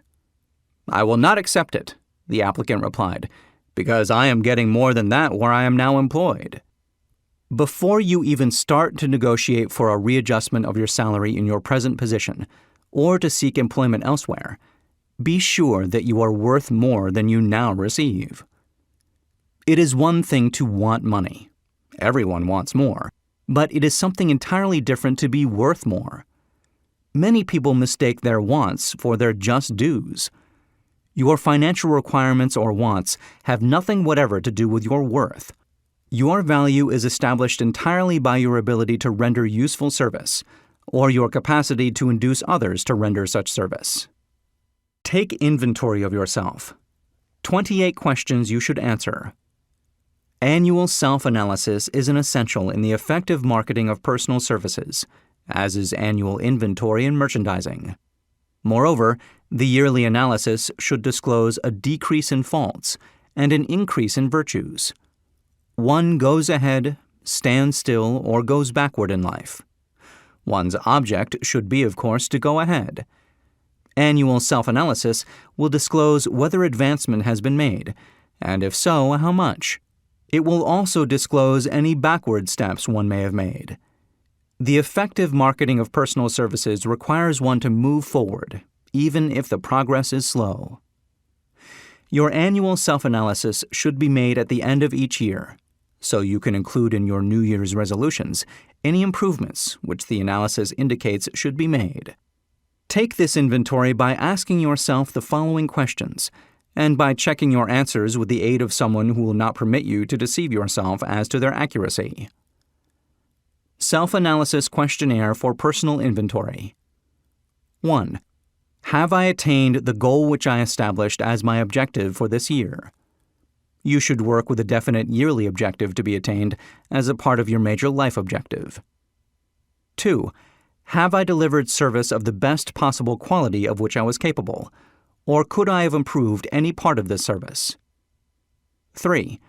Have I delivered service in the greatest possible quantity of which I was capable? 4. Has the spirit of my conduct been harmonious and cooperative at all times? 5. Have I permitted the habit of procrastination to decrease my efficiency, and if so, to what extent? 6. Have I improved my personality, and if so, in what ways? 7. Have I been persistent in following my plans through to completion? 8. Have I reached decisions promptly and definitely on all occasions? 9. Have I permitted any one or more of the 6 basic fears to decrease my efficiency? 10. Have I been either overcautious or undercautious? 11. Has my relationship with my associates in work been pleasant or unpleasant? If it has been unpleasant, has the fault been partly or wholly mine? 12. Have I dissipated any of my energy through lack of concentration of effort? 13. Have I been open-minded and tolerant in connection with all subjects? 14. In what way have I improved my ability to render service? 15. Have I been intemperate in any of my habits? 16. Have I expressed, either openly or secretly, any form of egotism? 17. Has my conduct toward my associates been such that it has induced them to respect me? 18. Have my opinions and decisions been based upon guesswork, or accuracy of analysis and thought? 19. Have I followed the habit of budgeting my time, my expenses, and my income, and have I been conservative in these budgets? 20. How much time have I devoted to unprofitable effort, which I might have used to better advantage? 21. How may I re-budget my time and change my habits so I will be more efficient during the coming year? 22. Have I been guilty of any conduct which was not approved by my conscience? 23. In what ways have I rendered more service and better service than I was paid to render? 24. Have I been unfair to anyone? And if so, in what way? 25.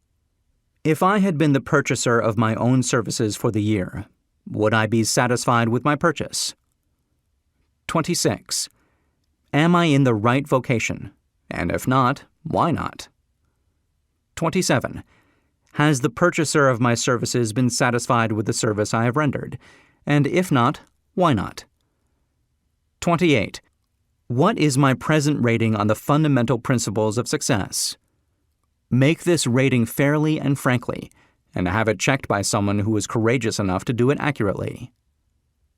Having listened to and assimilated the information conveyed through this chapter, you are now ready to create a practical plan for marketing your personal services.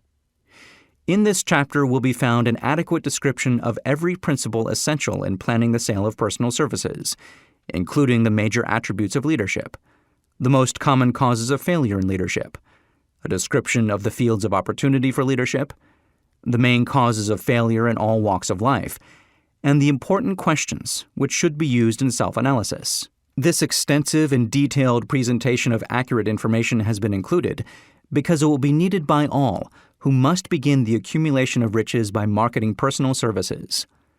Those who have lost their fortunes and those who are just beginning to earn money have nothing but personal services to offer in return for riches. Therefore, it is essential that they have available the practical information needed to market services to best advantage. The information contained in this chapter will be of great value to all who aspire to attain leadership in any calling. It will be particularly helpful to those aiming to market their services as business or industrial executives. Complete assimilation and understanding of the information here conveyed will be helpful in marketing one's own services, and it will also help one to become more analytical and capable of judging people. The information will be priceless to personnel directors, employment managers, and other executives charged with the selection of employees and the maintenance of efficient organizations. If you doubt this statement, test its soundness by answering in writing the 28 self-analysis questions.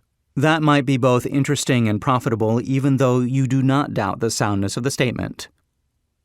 Where and how one may find opportunities to accumulate riches. Now that we have analyzed the principles by which riches may be accumulated, we naturally ask, where may one find favorable opportunities to apply these principles? Very well. Let us take inventory and see what the United States of America offer the person seeking riches, great or small. To begin with, let us remember, all of us, that we live in a country where every law-abiding citizen enjoys freedom of thought and freedom of deed unequaled anywhere in the world. Most of us have never taken inventory of the advantages of this freedom. We have never compared our unlimited freedom with the curtailed freedom in other countries. Here we have freedom of thought, freedom in the choice and enjoyment of education, freedom in religion, freedom in politics, freedom in the choice of a business, profession, or occupation, freedom to accumulate and own without molestation all the property we can accumulate, freedom to choose our place of residence, freedom in marriage, freedom through equal opportunity to all races, freedom of travel from one state to another, freedom in our choice of foods, and freedom to aim for any station in life for which we have prepared ourselves, even for the presidency of the United States. We have other forms of freedom, but this list will give a bird's-eye view of the most important, which constitute opportunity of the highest order. This advantage of freedom is all the more conspicuous because the United States is the only country guaranteeing to every citizen, whether native-born or naturalized, so broad and varied a list of freedom. Next, let us recount some of the blessings which our widespread freedom has placed within our hands. Take the average American family, for example, meaning the family of average income, and sum up the benefits available to every member of the family in this land of opportunity and plenty. A. Food. Next to freedom of thought and deed comes food, clothing, and shelter, the three basic necessities of life. Because of our universal freedom, the average American family has available at its very door the choicest selection of food to be found anywhere in the world, and at prices within its financial range. A family of two, living in the heart of Times Square district of New York City, far removed from the source of production of foods, took careful inventory of the cost of a simple breakfast, with this astonishing result. Articles of food. Grapefruit juice, from Florida. Cost at the breakfast table, 2 cents. Rippled wheat breakfast food, Kansas Farm, 2 cents. Tea, from China, 2 cents. Bananas from South America, 2.5 cents. Toasted bread from Kansas Farm, 1 cent. Fresh country eggs from Utah, 7 cents. Sugar from Cuba or Utah, ½ cent. Butter and cream from New England, 3 cents. Grand total, 20 cents. It is not very difficult to obtain food in a country where two people can have breakfast consisting of all they want or need for a dime apiece. Observe that this simple breakfast was gathered by some strange form of magic from China, South America, Utah, Kansas, and the New England states, and delivered on the breakfast table ready for consumption in the very heart of the most crowded city in America, at a cost well within the means of the most humble laborer. The cost included all federal, state, and city taxes. Here is a fact the politicians did not mention when they were crying out to the voters to throw their opponents out of office because the people were being taxed to death. B. Shelter. This family lives in a comfortable apartment, heated by steam, lighted with electricity, with gas for cooking, all for $65 a month. In a smaller city, or a more sparsely settled part of New York City, the same apartment could be had for as low as $20 a month. The toast they had for breakfast in the food estimate was toasted on an electric toaster, which cost but a few dollars. The apartment is cleaned with a vacuum sweeper that is run by electricity. Hot and cold water is available at all times in the kitchen and the bathroom. The food is kept cool in a refrigerator that is run by electricity. The wife curls her hair, washes her clothes, and irons them with easily operated electrical equipment, on power obtained by sticking a plug in the wall. The husband shaves with an electric shaver, and they receive entertainment from all over the world 24 hours a day if they want it, without cost, by merely turning the dial of their radio. There are other conveniences in this apartment, but the foregoing list will give a fair idea of some of the concrete evidences of the freedom we of America enjoy. And this is neither political nor economic propaganda. C. Clothing. Anywhere in the United States, the woman of average clothing requirements can dress very comfortably and neatly for less than $200 a year, and the average man can dress for the same or less. Only the three basic necessities of food, clothing, and shelter have been mentioned. The average American citizen has other privileges and advantages available in return for modest effort, not exceeding 8 hours per day of labor. Among these is the privilege of automobile transportation, with which one can go and come at will, at very small cost. The average American has security of property rights, not found in any other country in the world. He can place his surplus money in a bank, with the assurance that his government will protect it, and make good to him if the bank fails. If an American citizen wants to travel from one state to another, he needs no passport, no one's permission. He may go when he pleases and return at will. Moreover, he may travel by train, private automobile, bus, airplane, or ship as his pocketbook permits. In Germany, Russia, Italy, and most of the other European and Oriental countries, the people cannot travel with so much freedom and at so little cost. The miracle that has provided these blessings. We often hear politicians proclaiming the freedom of America when they solicit votes, but seldom do they take the time or devote sufficient effort to the analysis of the source or nature of this freedom.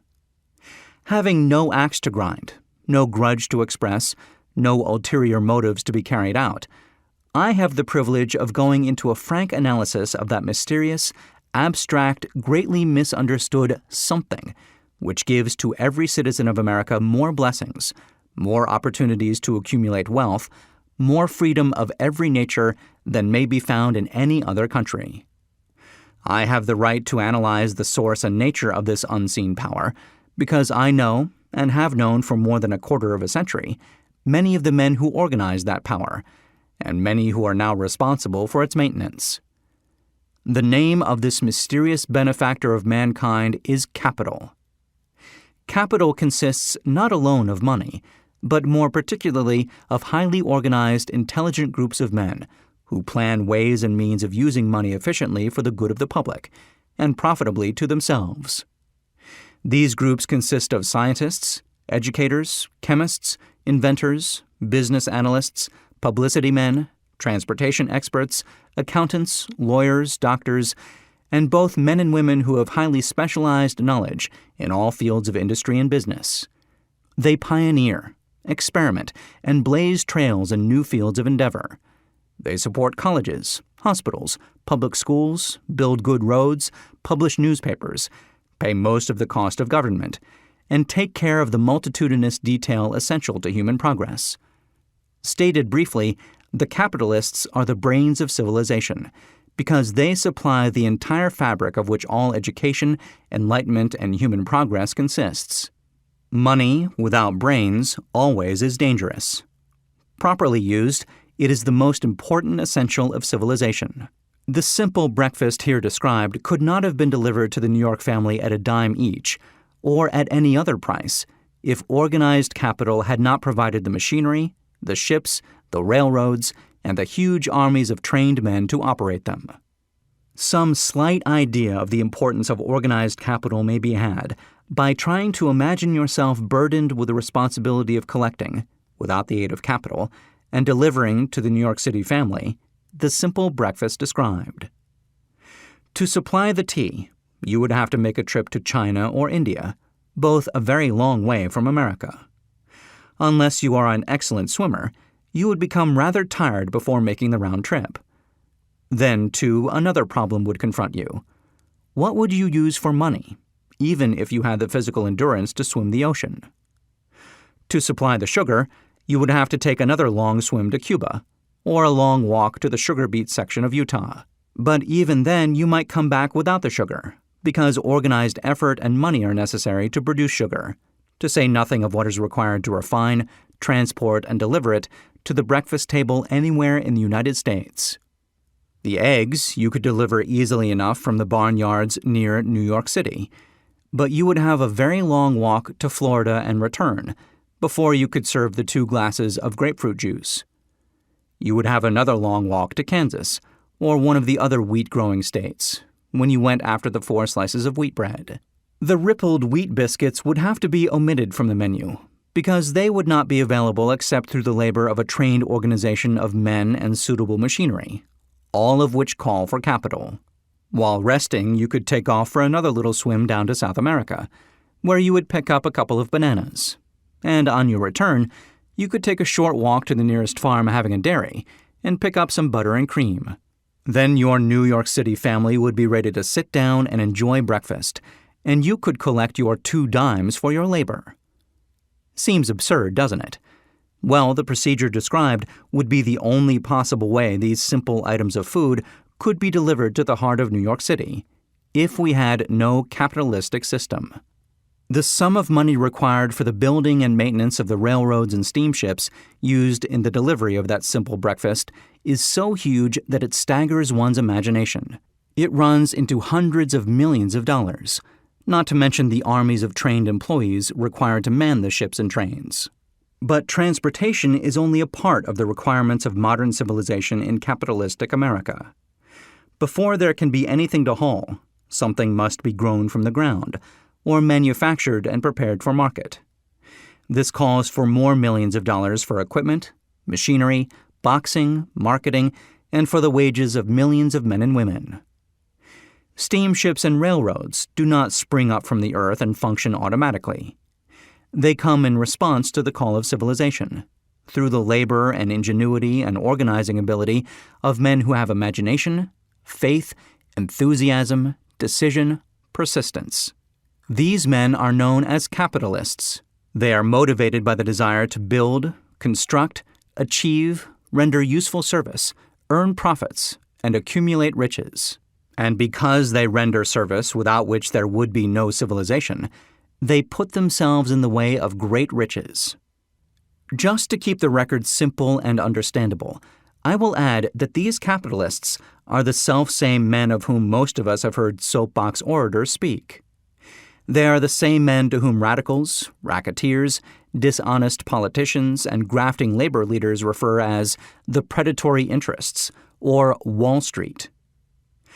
I am not attempting to present a brief for or against any group of men or any system of economics. I am not attempting to condemn collective bargaining when I refer to grafting labor leaders, nor do I aim to give a clean bill of health to all individuals known as capitalists. The purpose of this book, a purpose to which I have faithfully devoted over a quarter of a century, is to present to all who want the knowledge the most dependable philosophy through which individuals may accumulate riches in whatever amounts they desire. I have here analyzed the economic advantages of the capitalistic system for the twofold purpose of showing, 1, that all who seek riches must recognize and adapt themselves to the system that controls all approaches to fortunes, large or small, and 2, to present the side of the picture opposite to that being shown by politicians and demagogues who deliberately becloud the issues they bring up by referring to organized capital as if it were something poisonous. This is a capitalistic country. It was developed through the use of capital, and we who claim the right to partake of the blessings of freedom and opportunity, we who seek to accumulate riches here, may as well know that neither riches nor opportunity would be available to us if organized capital had not provided these benefits. For more than 20 years, it has been a somewhat popular and growing pastime for radicals, self-seeking politicians, racketeers, crooked labor leaders, and on occasion religious leaders to take potshots at Wall Street, the money changers, and big business. The practice became so general that we witnessed during the business depression the unbelievable sight of high government officials lining up with the cheap politicians and labor leaders, with the openly avowed purpose of throttling the system which has made industrial America the richest country on earth. The lineup was so general and so well organized that it prolonged the worst depression America has ever known. It cost millions of men their jobs, because those jobs were inseparably a part of the industrial and capitalistic system, which formed the very backbone of the nation. During this unusual alliance of government officials and self-seeking individuals who were endeavoring to profit by declaring open season on the American system of industry, a certain type of labor leader joined forces with the politicians and offered to deliver voters in return for legislation designed to permit men to take riches away from industry by organized force of numbers, instead of the better method of giving a fair day's work for a fair day's pay. Millions of men and women throughout the nation are still engaged in this popular pastime of trying to get without giving. Some of them are lined up with labor unions, where they demand shorter hours and more pay. Others do not take the trouble to work at all. They demand government relief and are getting it. Their idea of their rights of freedom was demonstrated in New York City, where violent complaint was registered with the postmaster by a group of relief beneficiaries because the postmen awakened them at 7:30 a.m. to deliver government relief checks. They demanded that the time of delivery be set up to 10 o'clock. If you are one of those who believe that riches can be accumulated by the mere act of men who organize themselves into groups and demand more pay for less service, if you are one of those who demand government relief without early morning disturbance when the money is delivered to you, if you are one of those who believe in trading their votes to politicians in return for the passing of laws which permit the raiding of the public treasury, you may rest securely on your belief with certain knowledge that no one will disturb you, because this is a free country where every man may think as he pleases, where nearly everybody can live with but little effort, where many may live well without doing any work whatsoever. However, you should know the full truth concerning this freedom of which so many people boast, and so few understand. As great as it is, as far as it reaches, as many privileges as it provides, it does not and cannot bring riches without effort. There is but one dependable method of accumulating and legally holding riches, and that is by rendering useful service. No system has ever been created by which men can legally acquire riches through mere force of numbers, or without giving in return an equivalent value of one form or another. There is a principle known as the law of economics. This is more than a theory. It is a law no man can beat. Mark well the name of the principle, and remember it, because it is far more powerful than all the politicians and political machines. It is above and beyond the control of all the labor unions. It cannot be swayed, nor influenced, nor bribed by racketeers, or self-appointed leaders in any calling. Moreover, it has an all-seeing eye, and a perfect system of bookkeeping, in which it keeps an accurate account of the transactions of every human being engaged in the business of trying to get without giving. Sooner or later, its auditors come around, look over the records of individuals both great and small, and demand an accounting. Wall Street, big business, capital predatory interests, or whatever name you choose to give the system which has given us American freedom, represents a group of men who understand, respect, and adapt themselves to this powerful law of economics. Their financial continuation depends upon their respecting the law. Most people living in America like this country, its capitalistic system and all. I must confess I know of no better country, where one may find greater opportunities to accumulate riches. Judging by their acts and deeds, there are some in this country who do not like it. That, of course, is their privilege. If they do not like this country, its capitalistic system, its boundless opportunities, they have the privilege of clearing out. Always there are other countries, such as Germany, Russia, and Italy, where one may try one's hand at enjoying freedom and accumulating riches, providing one is not too particular. America provides all the freedom and all the opportunity to accumulate riches that any honest person may require. When one goes hunting for game, one selects hunting grounds where game is plentiful. When seeking riches, the same rule would naturally obtain. If it is riches you are seeking, do not overlook the possibilities of a country whose citizens are so rich that women alone spend over $200 million annually for lipsticks, rouge, and cosmetics. Think twice, you who are seeking riches, before trying to destroy the capitalistic system of a country whose citizens spend over $50 million a year for greeting cards, with which to express their appreciation of their freedom. If it is money you are seeking, consider carefully a country that spends hundreds of millions of dollars annually for cigarettes, the bulk of the income from which goes to only 4 major companies engaged in supplying this national builder of nonchalance and quiet nerves. By all means, give plenty of consideration to a country whose people spend annually more than $15 million for the privilege of seeing moving pictures, and toss in a few additional millions for liquor, narcotics, and other less potent soft drinks and giggle waters. Do not be in too big a hurry to get away from a country whose people willingly, even eagerly, hand over millions of dollars annually for football, baseball, and prize fights. And by all means, stick by a country whose inhabitants give up more than $1 million a year for chewing gum, and another $1 million for safety razor blades. Remember also that this is but the beginning of the available sources for the accumulation of wealth. Only a few of the luxuries and non-essentials have been mentioned. But remember that the business of producing, transporting, and marketing these few items of merchandise gives regular employment to many millions of men and women who receive for their services many millions of dollars monthly and spend it freely for both the luxuries and the necessities. Especially remember that back of all this exchange of merchandise and personal services may be found an abundance of opportunity to accumulate riches. Here our American freedom comes to one's aid.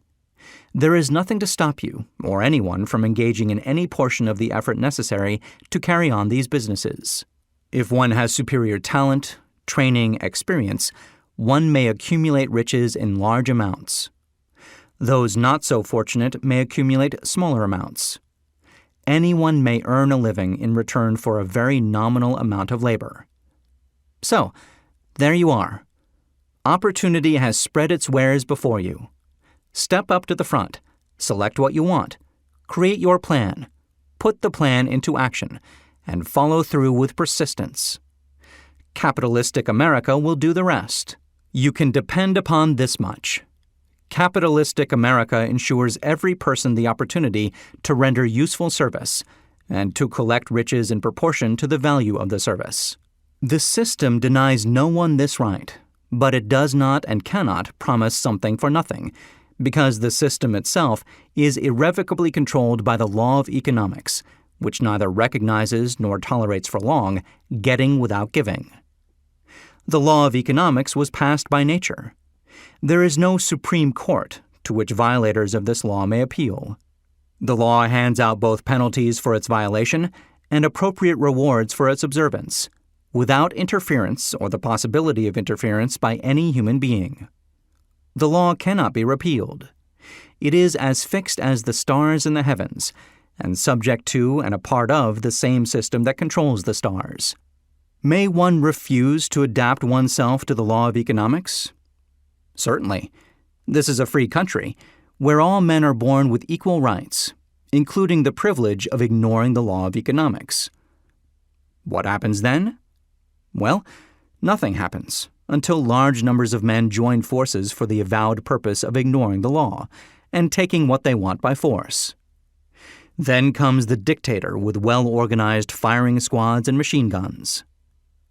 We have not yet reached that stage in America, but we have heard all we want to know about how the system works.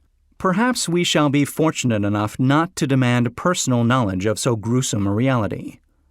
Doubtless we shall prefer to continue with our freedom of speech, freedom of deed, and freedom to render useful service in return for riches. The practice by government officials of extending to men and women the privilege of raiding the public treasury in return for votes sometimes results in election. But as night follows day, the final payoff comes, when every penny wrongfully used must be repaid with compound interest on compound interest. If those who make the grab are not forced to repay, the burden falls on their children and their children's children, even unto the third and fourth generations. There is no way to avoid the debt. Men can, and sometimes do, form themselves into groups for the purpose of crowding wages up and working hours down. There is a point beyond which they cannot go. It is the point at which the law of economics steps in, and the sheriff gets both the employer and the employees. For 6 years, from 1929 to 1935, the people of America, both rich and poor, barely missed seeing the old man economics hand over to the sheriff all the businesses and industries and banks. It was not a pretty sight. It did not increase our respect for mob psychology, through which men cast reason to the winds and start trying to get without giving. We who went through those 6 discouraging years when fear was in the saddle and faith was on the ground cannot forget how ruthlessly the law of economics exacted its toll from both rich and poor, weak and strong, old and young. We shall not wish to go through another such experience. These observations are not founded upon short-time experience. They are the result of 25 years of careful analysis of the methods of both the most successful and the most unsuccessful men America has known. Chapter 8. Decision. The Mastery of Procrastination. The 7th Step Toward Riches. Accurate analysis of over 25,000 men and women who had experienced failure disclosed the fact that lack of decision was near the head of the list of the 30 major causes of failure. This is no mere statement of a theory. It is a fact. Procrastination, the opposite of decision, is a common enemy which practically every man must conquer. You will have an opportunity to test your capacity to reach quick and definite decisions when you finish listening to this audiobook and are ready to begin putting into action the principles which it describes. Analysis of several hundred people who had accumulated fortunes well beyond the $1 million mark disclosed the fact that every one of them had the habit of reaching decisions promptly and of changing these decisions slowly, if and when they were changed. People who fail to accumulate money, without exception, have the habit of reaching decisions, if at all, very slowly, and of changing these decisions quickly and often. One of Henry Ford's most outstanding qualities is his habit of reaching decisions quickly and definitely, and changing them slowly. This quality is so pronounced in Mr. Ford that it has given him the reputation of being obstinate. It was this quality which prompted Mr. Ford to continue to manufacture his famous Model T, the world's ugliest car, when all of his advisors and many of the purchasers of the car were urging him to change it.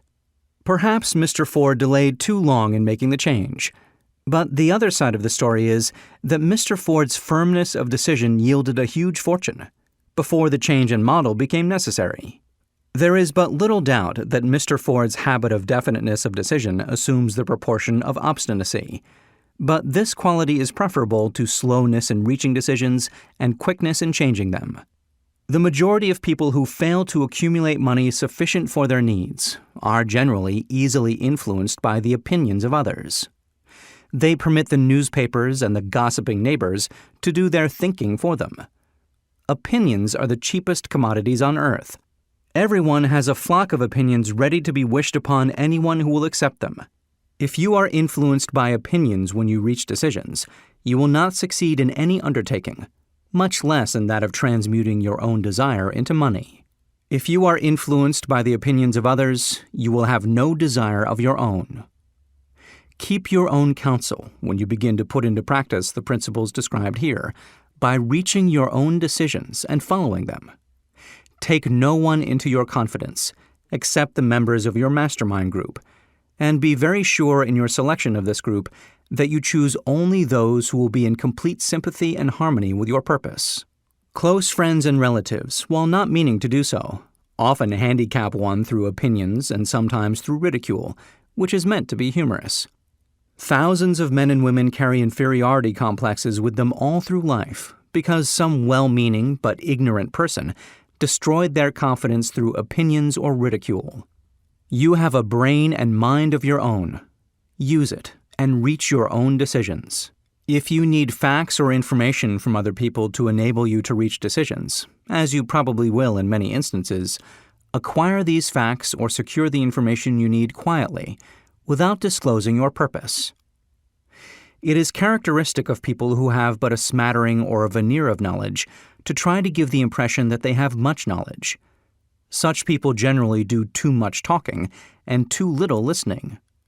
Keep your eyes and ears wide open and your mouth closed if you wish to acquire the habit of prompt decision. Those who talk too much do little else. If you talk more than you listen, you not only deprive yourself of many opportunities to accumulate useful knowledge, but you also disclose your plans and purposes to people who will take great delight in defeating you because they envy you. Remember also that every time you open your mouth in the presence of a person who has an abundance of knowledge, you display to that person your exact stock of knowledge, or your lack of it. Genuine wisdom is usually conspicuous through modesty and silence. Keep in mind the fact that every person with whom you associate is, like yourself, seeking the opportunity to accumulate money. If you talk about your plans too freely, you may be surprised when you learn that some other person has beaten you to your goal by putting into action ahead of you the plans of which you talked unwisely. Let one of your first decisions be to keep a closed mouth and open ears and eyes. As a reminder to yourself to follow this advice, it will be helpful if you copy the following epigram in large letters and place it where you will see it daily. Tell the world what you intend to do, but first show it. This is the equivalent of saying that deeds and not words are what count most. Freedom or death on a decision. The value of decisions depends upon the courage required to render them. The great decisions, which served as the foundation of civilization, were reached by assuming great risks, which often meant the possibility of death. Lincoln's decision to issue his famous Proclamation of Emancipation, which gave freedom to the colored people of America, was rendered with full understanding that his act would turn thousands of friends and political supporters against him. He knew, too, that the carrying out of that proclamation would mean death to thousands of men on the battlefield. In the end, it cost Lincoln his life. That required courage. Socrates' decision to drink the cup of poison, rather than compromise in his personal belief, was a decision of courage. It turned time ahead 1,000 years and gave to people then unborn the right to freedom of thought and of speech. The decision of General Robert E. Lee, when he came to the parting of the way with the Union and took up the cause of the South, was a decision of courage, for he well knew that it might cost him his own life, that it would surely cost the lives of others. But the greatest decision of all time, as far as any American citizen is concerned, was reached in Philadelphia, July 4, 1776, when 56 men signed their names to a document, which they well knew would bring freedom to all Americans, or leave every one of the 56 hanging from a gallows. You have heard of this famous document, but you may not have drawn from it the great lesson in personal achievement it so plainly taught. We all remember the date of this momentous decision, but few of us realize what courage that decision required. We remember our history as it was taught. We remember dates and the names of the men who fought. We remember Valley Forge and Yorktown. We remember George Washington and Lord Cornwallis. But we know little of the real forces back of these names, dates, and places. We know still less of that intangible power which ensured us freedom long before Washington's armies reached Yorktown. We read the history of the Revolution and falsely imagine that George Washington was the father of our country, that it was he who won our freedom, while the truth is Washington was only an accessory after the fact, because victory for his armies had been ensured long before Lord Cornwallis surrendered. This is not intended to rob Washington of any of the glory he so richly merited. Its purpose, rather, is to give greater attention to the astounding power that was the real cause of his victory.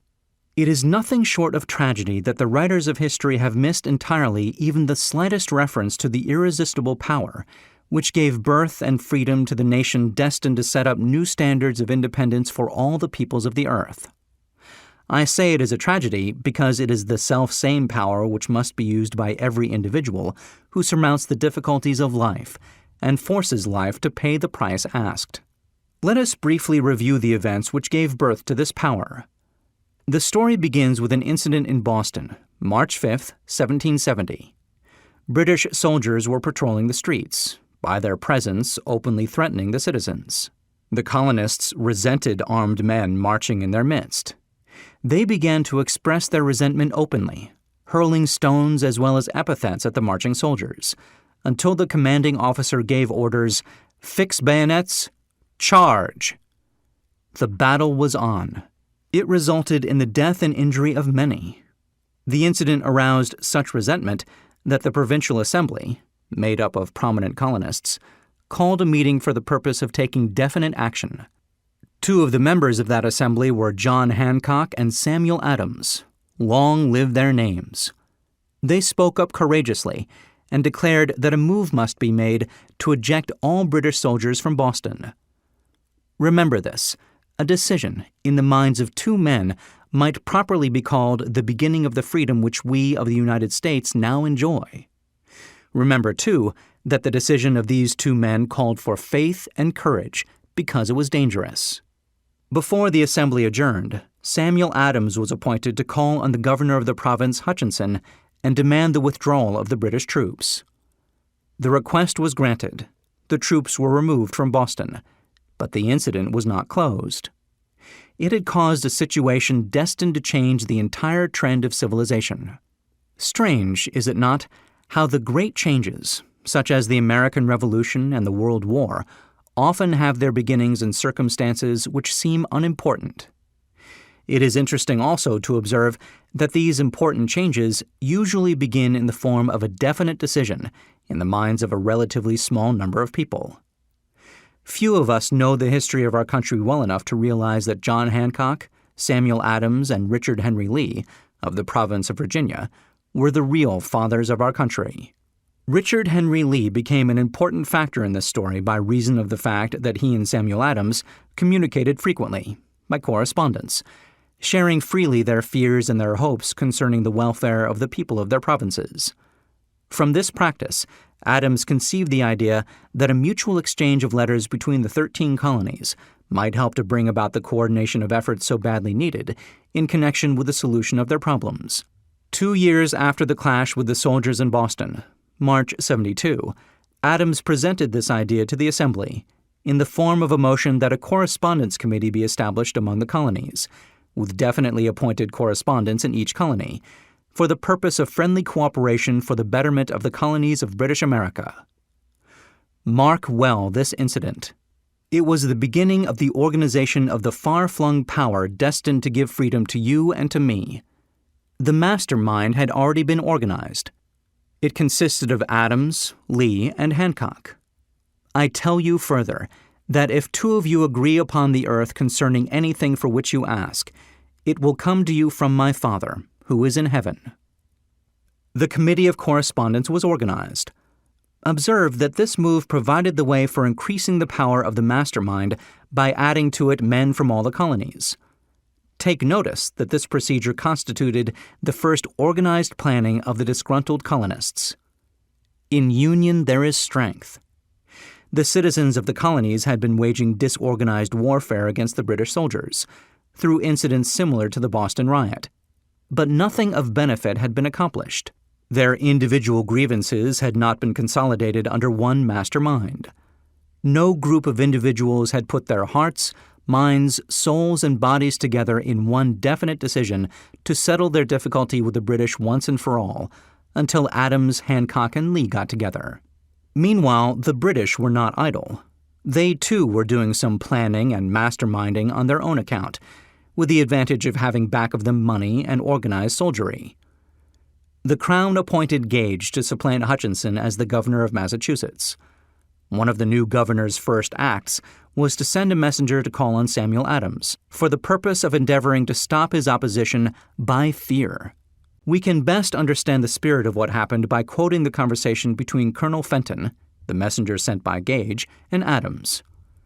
Colonel Fenton: I have been authorized by Governor Gage to assure you, Mr. Adams, that the governor has been empowered to confer upon you such benefits as would be satisfactory, endeavor to win Adams by promise of bribes, upon the condition that you engage to cease in your opposition to the measures of the government.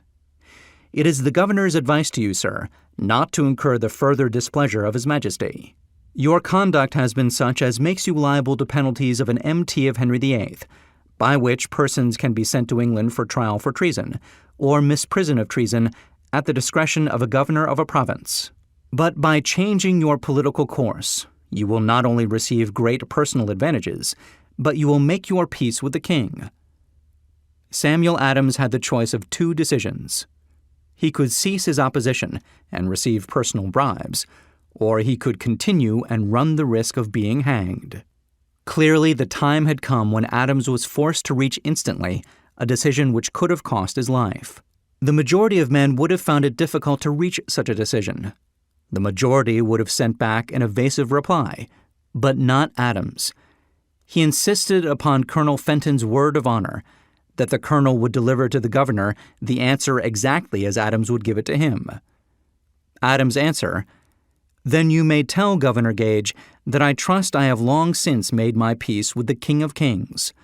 No personal consideration shall induce me to abandon the righteous cause of my country. And tell Governor Gage it is the advice of Samuel Adams to him no longer to insult the feelings of an exasperated people. Comment as to the character of this man seems unnecessary. It must be obvious to all who hear this astounding message that its sender possessed loyalty of the highest order. This is important. Racketeers and dishonest politicians have prostituted the honor for which such men as Adams died. When Governor Gage received Adams's caustic reply, he flew into a rage and issued a proclamation which read, I do hereby in His Majesty's name offer and promise His most gracious pardon to all persons who shall forthwith lay down their arms and return to the duties of peaceable subjects, excepting only from the benefit of such pardon Samuel Adams and John Hancock, whose offenses are of too flagitious a nature to admit of any other consideration but that of condign punishment. As one might say in modern slang, Adams and Hancock were on the spot. The threat of the irate governor forced the two men to reach another decision, equally as dangerous.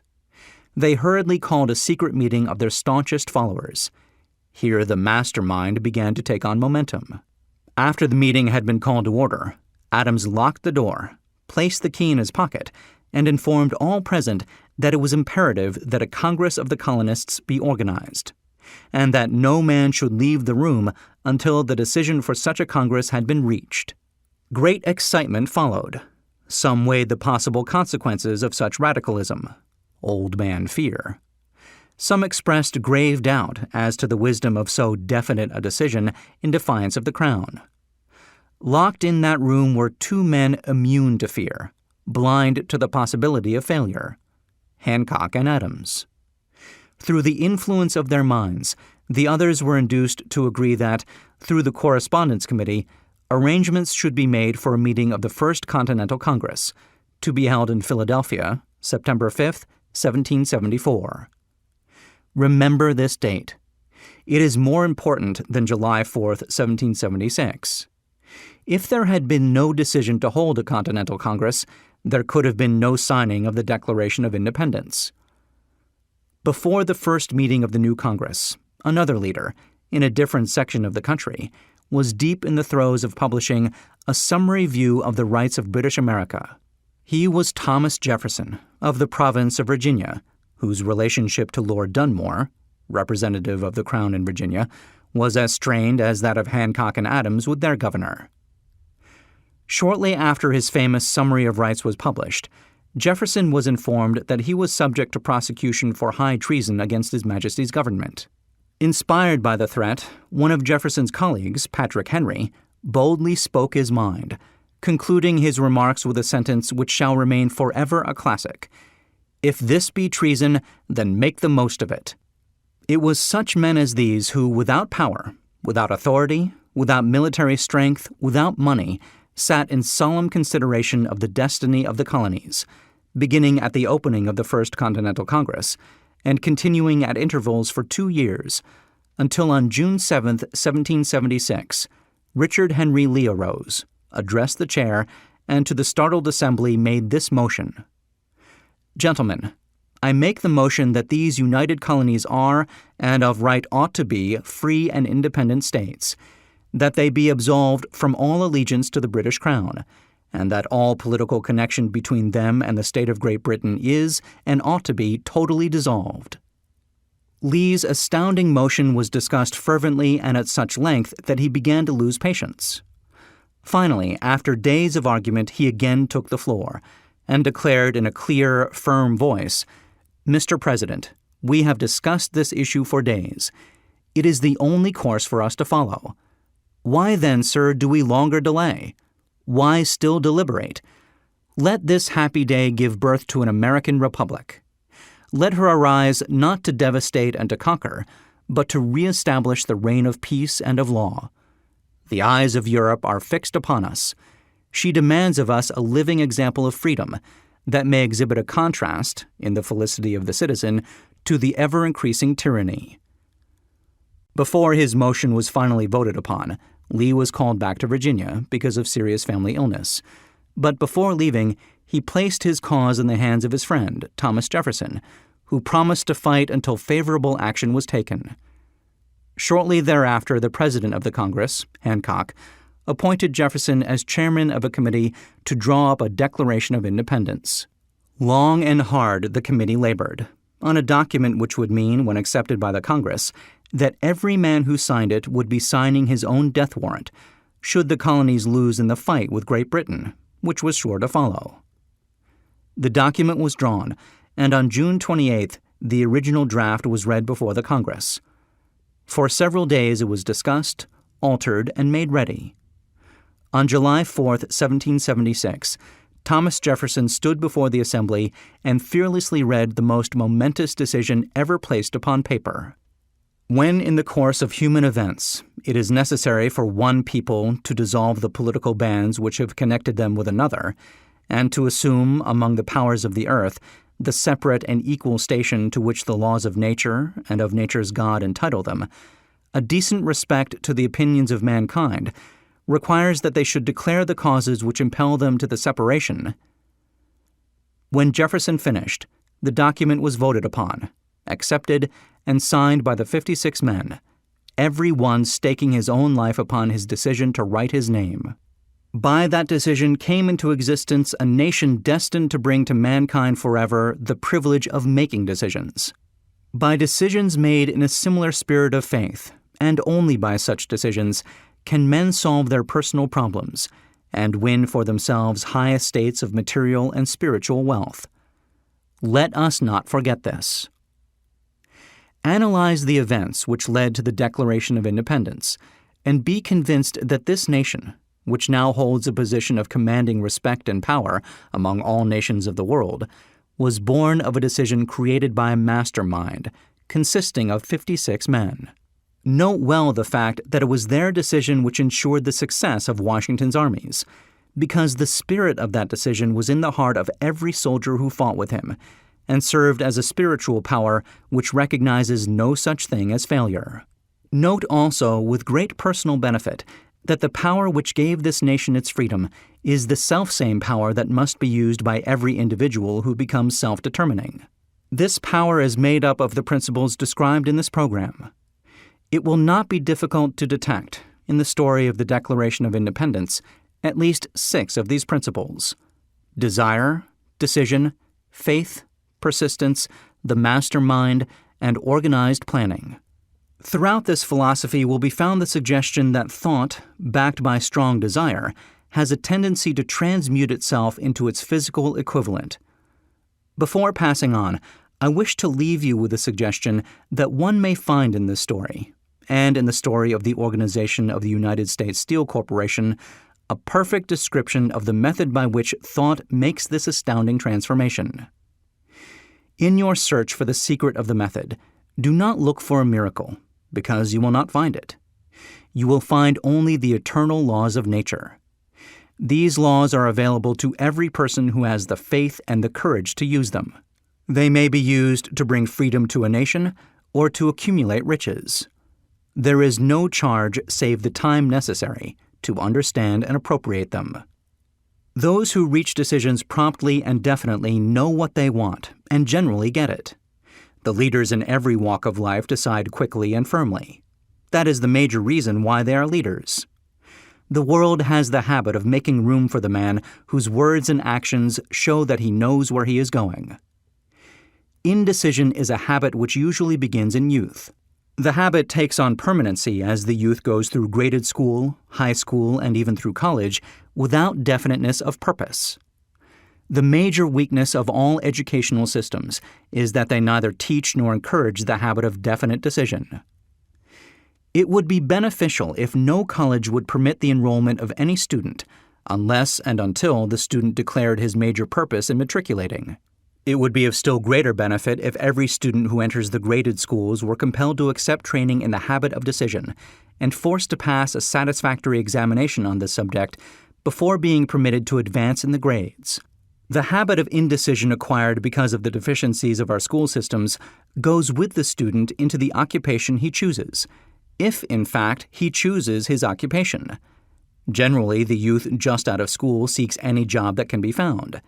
He takes the first place he finds because he has fallen into the habit of indecision. 98 out of every 100 people working for wages today are in the positions they hold because they lacked the definiteness of decision to plan a definite position and the knowledge of how to choose an employer. Definiteness of decision always requires courage, sometimes very great courage. The 56 men who signed the Declaration of Independence staked their lives on the decision to affix their signatures to that document. The person who reaches a definite decision to procure the particular job and make life pay the price he asks does not stake his life on that decision. He stakes his economic freedom. Financial independence, riches, desirable business, and professional positions are not within reach of the person who neglects or refuses to expect, plan, and demand these things. The person who desires riches in the same spirit that Samuel Adams desired freedom for the colonies is sure to accumulate wealth. In the chapter on organized planning, you will find complete instructions for marketing every type of personal services. You will find also detailed information on how to choose the employer you prefer and the particular job you desire. These instructions will be of no value to you unless you definitely decide to organize them into a plan of action. Chapter 9. Persistence. The sustained effort necessary to induce faith. The 8th step toward riches. Persistence is an essential factor in the procedure of transmuting desire into its monetary equivalent.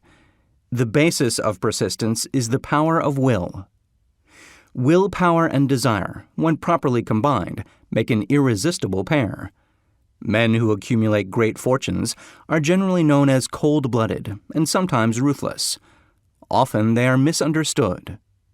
What they have is willpower, which they mix with persistence and place back of their desires to ensure the attainment of their objectives.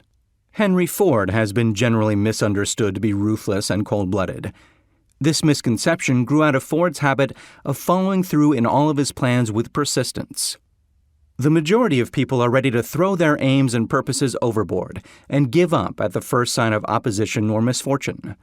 A few carry on despite all opposition until they attain their goal. These few are the Fords, Carnegies, Rockefellers, and Edisons. There may be no heroic connotation to the word persistence, But the quality is to the character of man what carbon is to steel. The building of a fortune generally involves the application of the entire 13 factors of this philosophy. These principles must be understood. They must be applied with persistence by all who accumulate money. If you are following this program with the intention of applying the knowledge it conveys, your first test as to your persistence will come when you begin to follow the 6 steps described in the 2nd chapter. Unless you are one of the 2 out of every 100 who already have a definite goal at which you are aiming, and a definite plan for its attainment, you may read the instructions and then pass on with your daily routine and never comply with those instructions. The author is checking you up at this point because lack of persistence is one of the major causes of failure. Moreover, experience with thousands of people has proved that lack of persistence is a weakness common to the majority of men. It is a weakness which may be overcome by effort. The ease with which lack of persistence may be conquered will depend entirely upon the intensity of one's desire. The starting point of all achievement is desire. Keep this constantly in mind. Weak desires bring weak results, just as a small amount of fire makes a small amount of heat. If you find yourself lacking in persistence, this weakness may be remedied by building a stronger fire under your desires. Continue to listen through to the end, then go back to Chapter 2, and start immediately to carry out the instructions given in connection with the 6 steps. The eagerness with which you follow these instructions will indicate clearly how much or how little you really desire to accumulate money. If you find that you are indifferent, you may be sure that you have not yet acquired the money consciousness which you must possess before you can be sure of accumulating a fortune. Fortunes gravitate to men whose minds have been prepared to attract them, just as surely as water gravitates to the ocean. In this audiobook may be found all the stimuli necessary to attune any normal mind to the vibrations which will attract the object of one's desires. If you find you are weak in persistence, center your attention upon the instructions contained in the chapter on power. Surround yourself with a mastermind group, and through the cooperative efforts of the members of this group, you can develop persistence. You will find additional instructions for the development of persistence in the chapters on autosuggestion and the subconscious mind. Follow the instructions outlined in these chapters until your habit nature hands over to your subconscious mind a clear picture of the object of your desire. From that point on, you will not be handicapped by lack of persistence. Your subconscious mind works continuously while you are awake and while you are asleep. Spasmodic or occasional effort to apply the rules will be of no value to you. To get results, you must apply all of the rules until their application becomes a fixed habit with you. In no other way can you develop the necessary money consciousness. Poverty is attracted to the one whose mind is favorable to it, as money is attracted to him whose mind has been deliberately prepared to attract it, and through the same laws. Poverty consciousness will voluntarily seize the mind which is not occupied with the money consciousness. A poverty consciousness develops without conscious application of habits favorable to it. The money consciousness must be created to order, unless one is born with such a consciousness. Catch the full significance of the statements in the preceding paragraph, and you will understand the importance of persistence in the accumulation of a fortune. Without persistence, you will be defeated, even before you start. With persistence, you will win. If you have ever experienced a nightmare, you will realize the value of persistence. You are lying in bed, half awake, with a feeling that you are about to smother. You are unable to turn over or to move a muscle. You realize that you must begin to regain control over your muscles. Through persistent effort of willpower, you finally manage to move the fingers of one hand. By continuing to move your fingers, you extend your control to the muscles of one arm until you can lift it. Then you gain control of the other arm in the same manner. You finally gain control over the muscles of one leg and then extend it to the other leg. Then, with one supreme effort of will, you regain complete control over your muscular system and snap out of your nightmare. The trick has been turned step by step. You may find it necessary to snap out of your mental inertia through a similar procedure. moving slowly at first, then increasing your speed until you gain complete control over your will. Be persistent, no matter how slowly you may at first have to move. With persistence will come success. If you select your mastermind group with care, you will have in it at least one person who will aid you in the development of persistence. Some men who have accumulated great fortunes did so because of necessity. They developed the habit of persistence because they were so closely driven by circumstances that they had to become persistent. There is no substitute for persistence. It cannot be supplanted by any other quality. Remember this, and it will hearten you in the beginning, when the going may seem difficult and slow. Those who have cultivated the habit of persistence seem to enjoy insurance against failure. No matter how many times they are defeated, they finally arrive up toward the top of the ladder.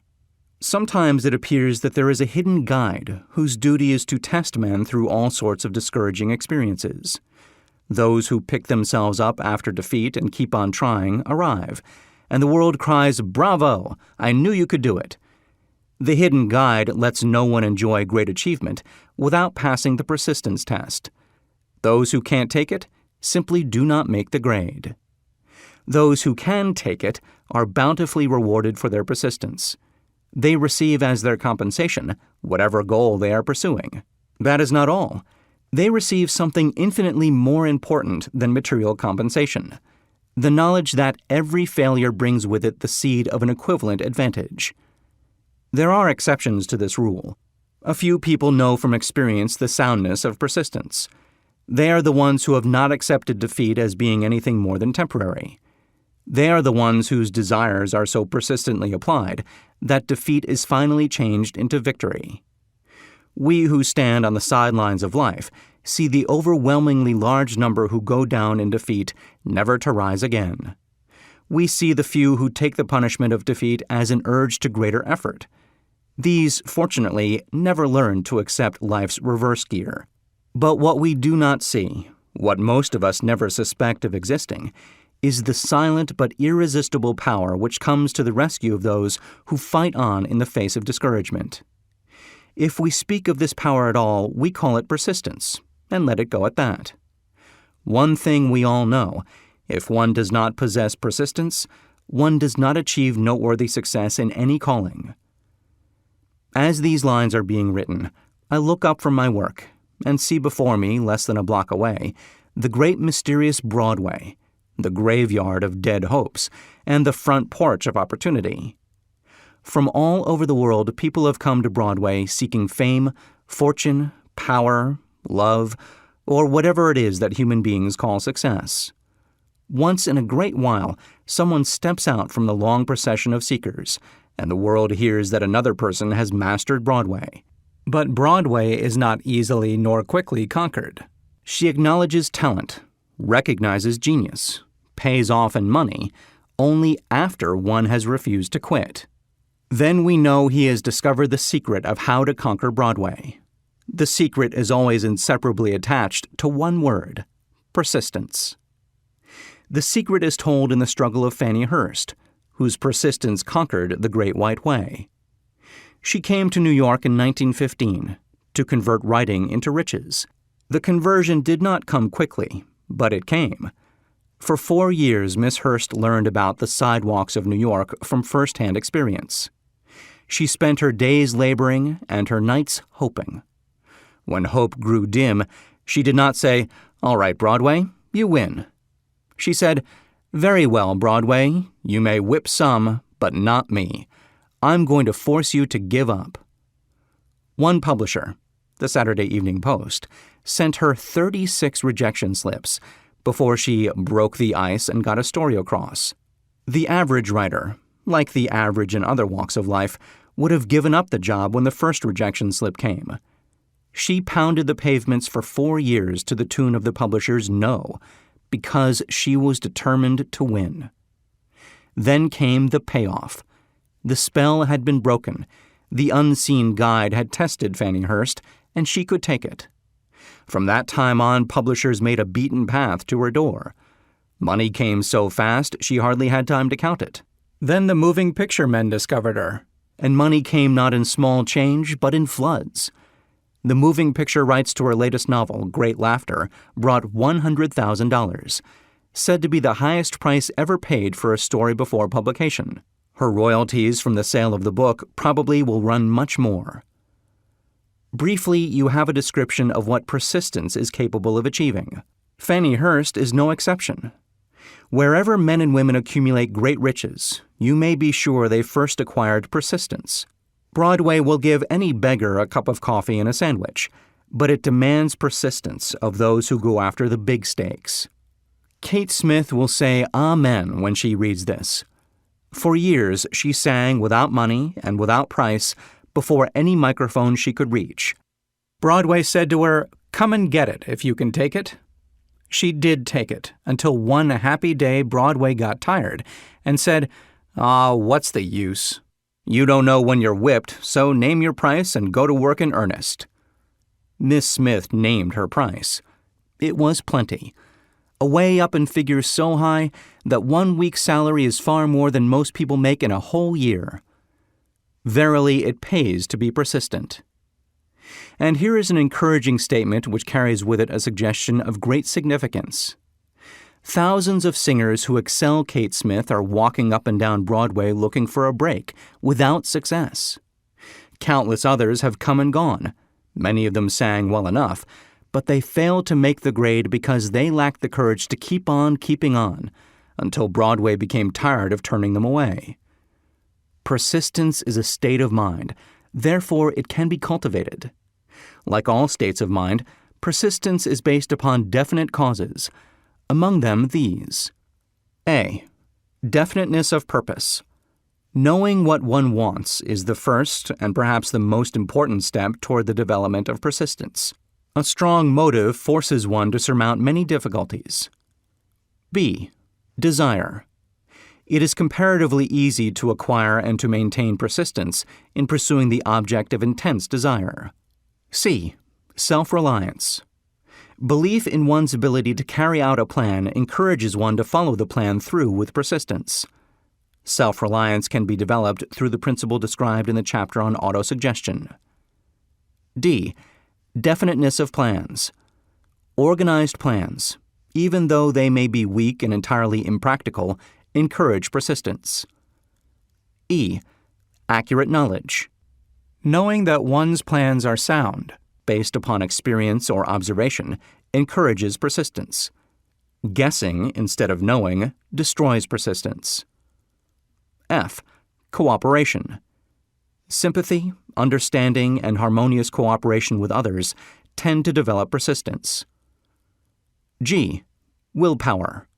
The habit of concentrating one's thoughts upon the building of plans for the attainment of a definite purpose leads to persistence. H. Habit. Persistence is the direct result of habit. The mind absorbs and becomes a part of the daily experiences upon which it feeds. Fear, the worst of all enemies, can be effectively cured by forced repetition of courage. Everyone who has seen active service in war knows this. Before leaving the subject of persistence, take inventory of yourself and determine in what particular, if any, you are lacking in this essential quality. Measure yourself courageously, point by point, and see how many of the 8 factors of persistence you lack. The analysis may lead to discoveries that will give you a new grip on yourself.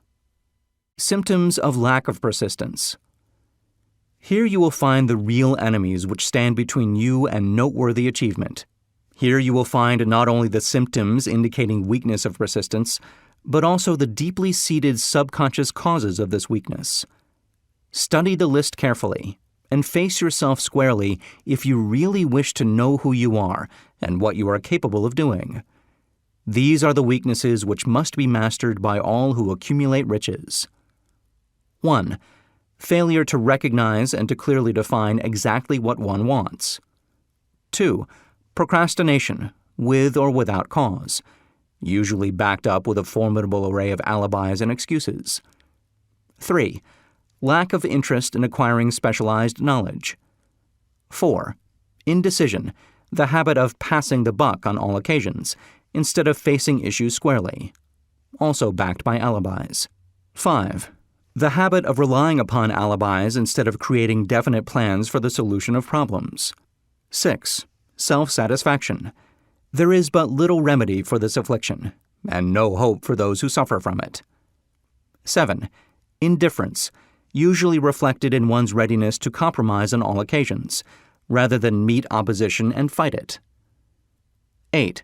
The habit of blaming others for one's mistakes, and accepting unfavorable circumstances as being unavoidable. 9. Weakness of desire, due to neglect in the choice of motives that impel action. 10. Willingness, even eagerness, to quit at the first sign of defeat, based upon one or more of the 6 basic fears. 11. Lack of organized plans, placed in writing where they may be analyzed. 12. The habit of neglecting to move on ideas, or to grasp opportunity when it presents itself. 13. Wishing instead of willing. 14. The habit of compromising with poverty instead of aiming at riches. General absence of ambition to be, to do, and to own. 15.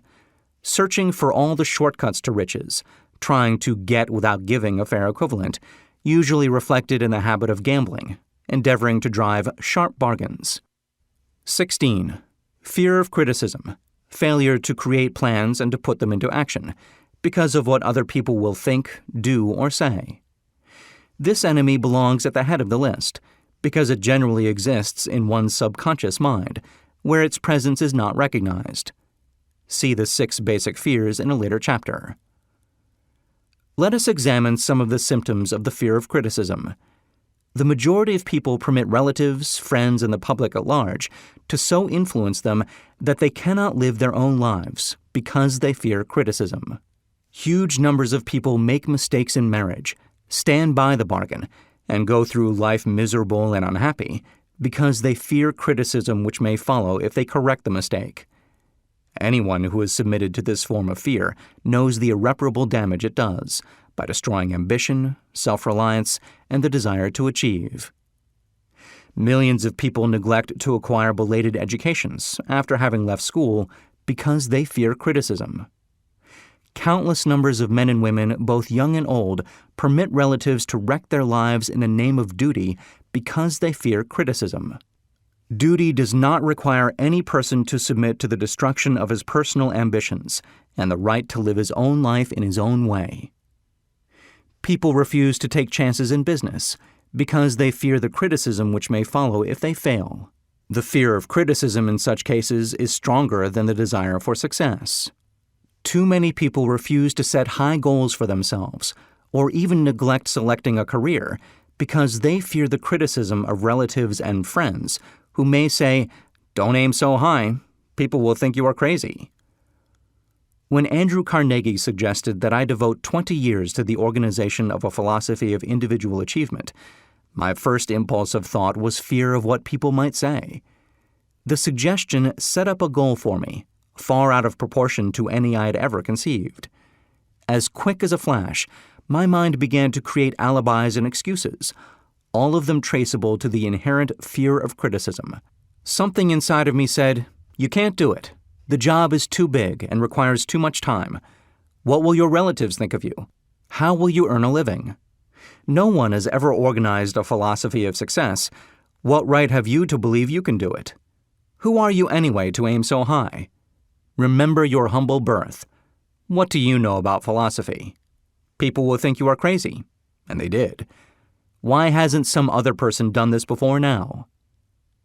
These and many other questions flashed into my mind and demanded attention. It seemed as if the whole world had suddenly turned its attention to me, with the purpose of ridiculing me into giving up all desire to carry out Mr. Carnegie's suggestion. I had a fine opportunity then and there to kill off ambition before it gained control of me.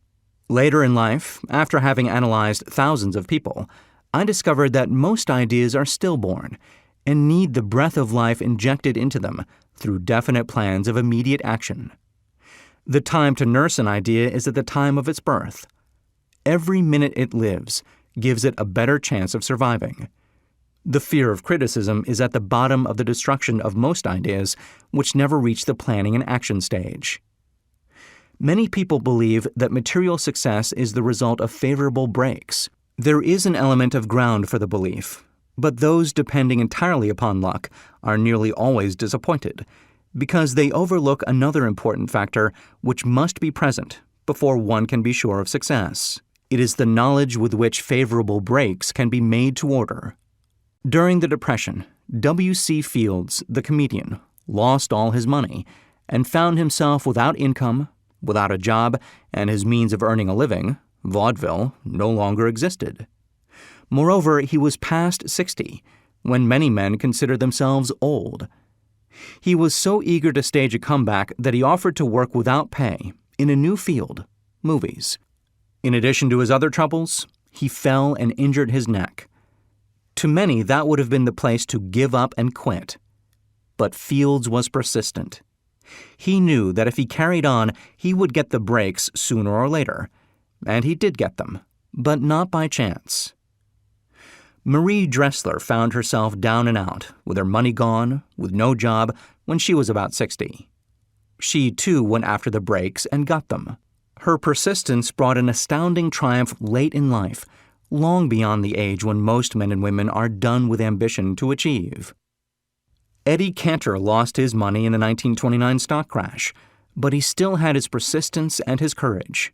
With these, plus 2 prominent eyes, he exploited himself back into an income of $10,000 a week. Verily, if one has persistence, one can get along very well without many other qualities. The only break anyone can afford to rely upon is a self-made break. These come through the application of persistence. The starting point is definiteness of purpose. Examine the first 100 people you meet.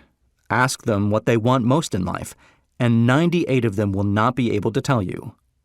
If you press them for an answer, some will say security, many will say money, a few will say happiness, others will say fame and power, and still others will say social recognition, ease in living, ability to sing, dance, or write.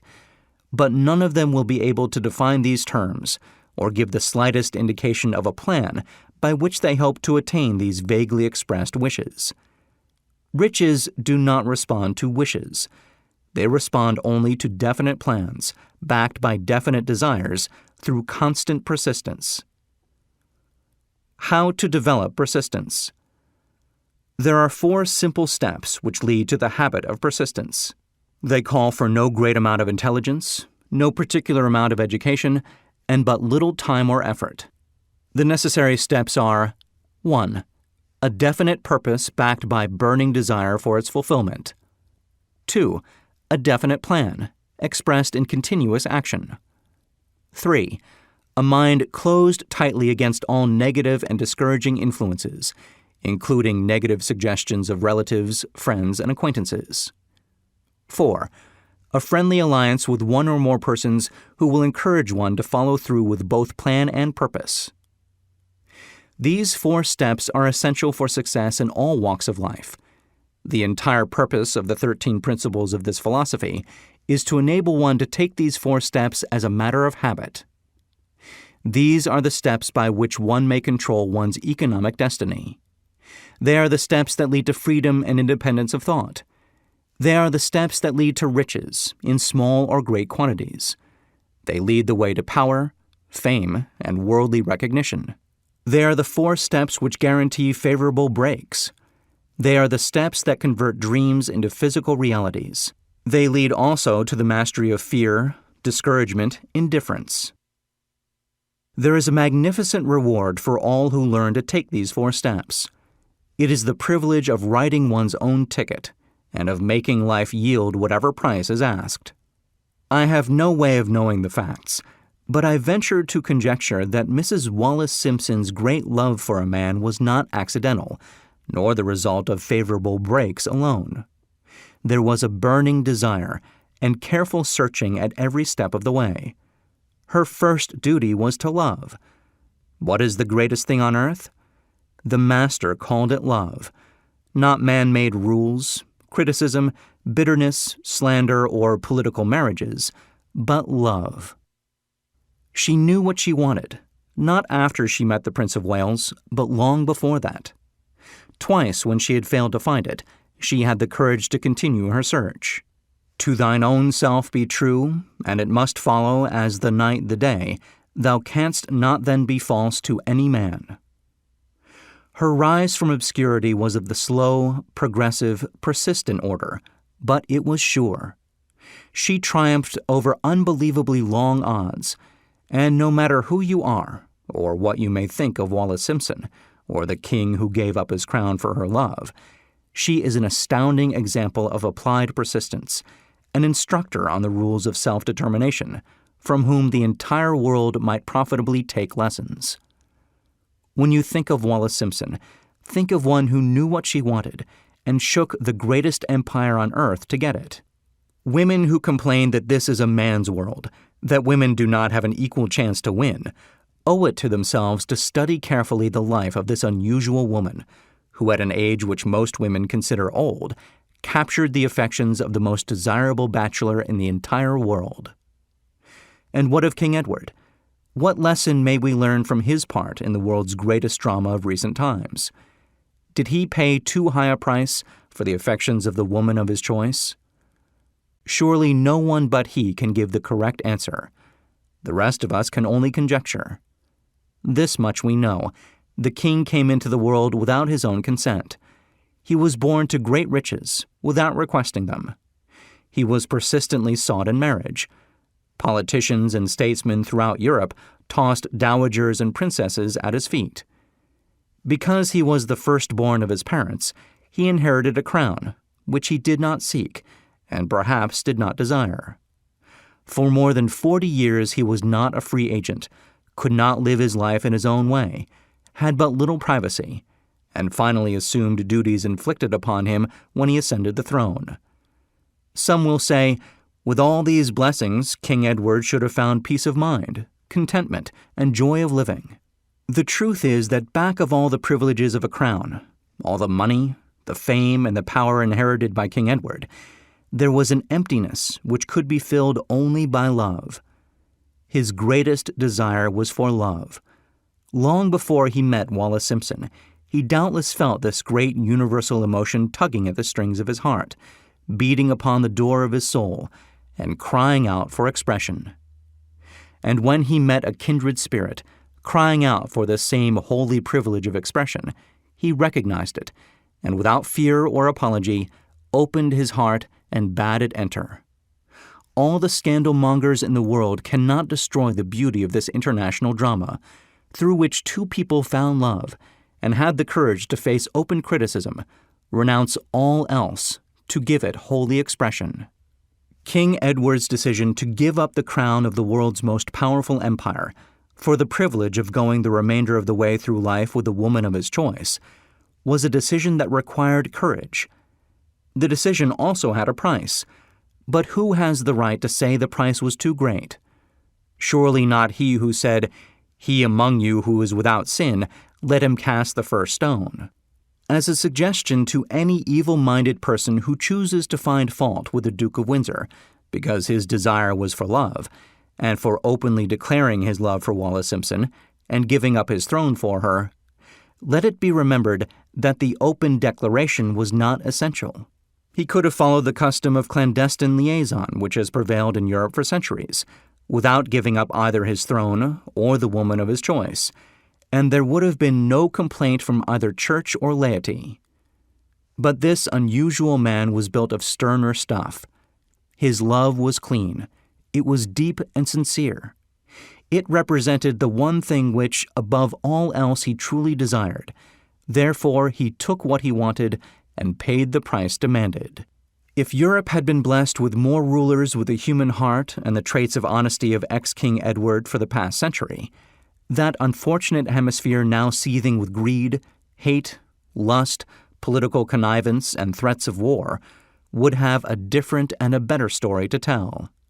A story in which love and not hate would rule. In the words of Stuart Austin Weir, we raise our cup and drink this toast to ex-King Edward and Wallis Simpson. Blessed is the man who has come to know that our muted thoughts are our sweetest thoughts. Blessed is the man who, from the blackest depths, can see the luminous figure of love, and seeing, sing, and singing, say, "Sweeter far than uttered lays are the thoughts I have of you." In these words would we pay tribute to the two people who, more than all others of modern times, have been the victims of criticism and the recipients of abuse, because they found life's greatest treasure and claimed it. Note: Mrs. Simpson read and approved this analysis. Most of the world will applaud the Duke of Windsor and Wallis Simpson because of their persistence in searching until they found life's greatest reward. All of us can profit by following their example in our own search for that which we demand of life. What mystical power gives to men of persistence the capacity to master difficulties? Does the quality of persistence set up in one's mind some form of spiritual, mental, or chemical activity which gives one access to supernatural forces? Does infinite intelligence throw itself on the side of the person who still fights on, after the battle has been lost, with the whole world on the opposing side? These and many other similar questions have arisen in my mind as I have observed men like Henry Ford, who started at scratch and built an industrial empire of huge proportions, with little else in the way of a beginning but persistence. Or Thomas A. Edison, who with less than 3 months of schooling became the world's leading inventor and converted persistence into the talking machine, the moving picture machine, and the incandescent light, to say nothing of 100 other useful inventions. I had the happy privilege of analyzing both Mr. Edison and Mr. Ford year by year over a long period of years, and therefore the opportunity to study them at close range. So I speak from actual knowledge when I say that I found no quality save persistence in either of them that even remotely suggested the major source of their stupendous achievements. As one makes an impartial study of the prophets, philosophers, miracle men, and religious leaders of the past, one is drawn to the inevitable conclusion that persistence, concentration of effort, and definiteness of purpose were the major sources of their achievements. Consider, for example, the strange and fascinating story of Muhammad. Analyze his life, compare him with men of achievement in this modern age of industry and finance, and observe how they have one outstanding trait in common: persistence. If you are keenly interested in studying the strange power which gives potency to persistence, read a biography of Muhammad, especially the one by Asad Bey.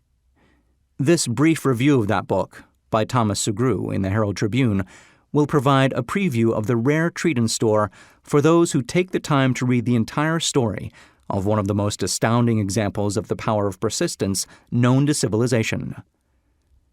The Last Great Prophet, reviewed by Thomas Sugrue. Muhammad was a prophet, but he never performed a miracle. He was not a mystic. He had no formal schooling. He did not begin his mission until he was 40. When he announced that he was the messenger of God, bringing word of the true religion, he was ridiculed and labeled a lunatic. Children tripped him, and women threw filth upon him. He was banished from his native city, Mecca, and his followers were stripped of their worldly goods and sent into the desert after him. When he had been preaching 10 years, he had nothing to show for it but banishment, poverty, and ridicule.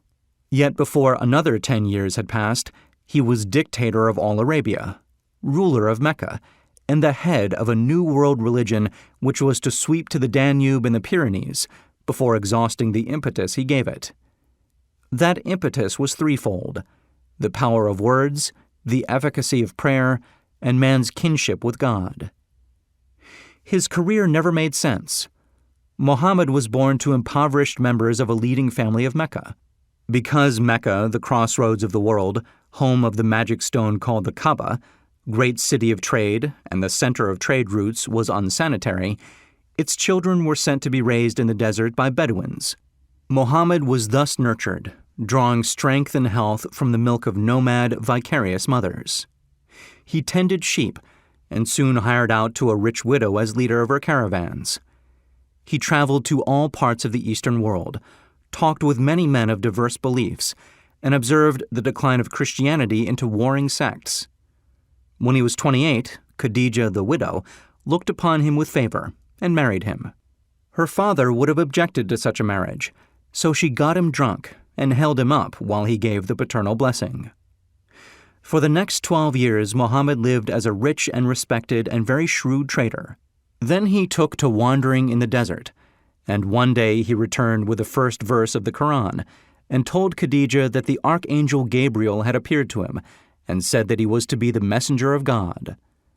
The Quran, the revealed word of God, was the closest thing to a miracle in Muhammad's life. He had not been a poet. He had no gift of words. Yet the verses of the Quran, as he received them and recited them to the faithful, were better than any verses which the professional poets of the tribes could produce. This, to the Arabs, was a miracle. To them, the gift of words was the greatest gift. The poet was all-powerful. In addition, the Quran said that all men were equal before God, that the world should be a democratic state, Islam. It was this political heresy, plus Muhammad's desire to destroy all the 360 idols in the courtyard of the Kaaba, which brought about his banishment. The idols brought the desert tribes to Mecca, and that meant trade. So the businessmen of Mecca, the capitalists, of which he had been one, set upon Muhammad. Then he retreated to the desert and demanded sovereignty over the world. The rise of Islam began. Out of the desert came a flame which would not be extinguished, a democratic army fighting as a unit and prepared to die without wincing. Muhammad had invited the Jews and Christians to join him, for he was not building a new religion. He was calling all who believed in one God to join in a single faith. If the Jews and Christians had accepted his invitation, Islam would have conquered the world. They didn't. They would not even accept Muhammad's innovation of humane warfare. When the armies of the Prophet entered Jerusalem, not a single person was killed because of his faith. When the Crusaders entered the city centuries later, not a Muslim man, woman, or child was spared. But the Christians did accept one Muslim idea: the place of learning, the university. Chapter 10. Power of the Master Mind, the Driving Force, the ninth step toward riches. Power is essential for success in the accumulation of money. Plans are inert and useless without sufficient power to translate them into action. This chapter will describe the method by which an individual may attain and apply power. Power may be defined as organized and intelligently directed knowledge. Power, as the term is here used, refers to organized effort, sufficient to enable an individual to transmute desire into its monetary equivalent. Organized effort is produced through the coordination of effort of two or more people, who work toward a definite end in a spirit of harmony. Power is required for the accumulation of money. Power is necessary for the retention of money after it has been accumulated. Let us ascertain how power may be acquired. If power is organized knowledge, let us examine the sources of knowledge. A. Infinite intelligence. This source of knowledge may be contacted through the procedure described in another chapter, with the aid of creative imagination. B. Accumulated experience. The accumulated experience of man, or that portion of it which has been organized and recorded, may be found in any well-equipped public library. An important part of this accumulated experience is taught in public schools and colleges, where it has been classified and organized. C. Experiment and research. In the field of science, and in practically every other walk of life, men are gathering, classifying, and organizing new facts daily. This is the source to which one must turn when knowledge is not available through accumulated experience. Here, too, the creative imagination must often be used. Knowledge may be acquired from any of the foregoing sources. It may be converted into power by organizing it into definite plans and by expressing those plans in terms of action.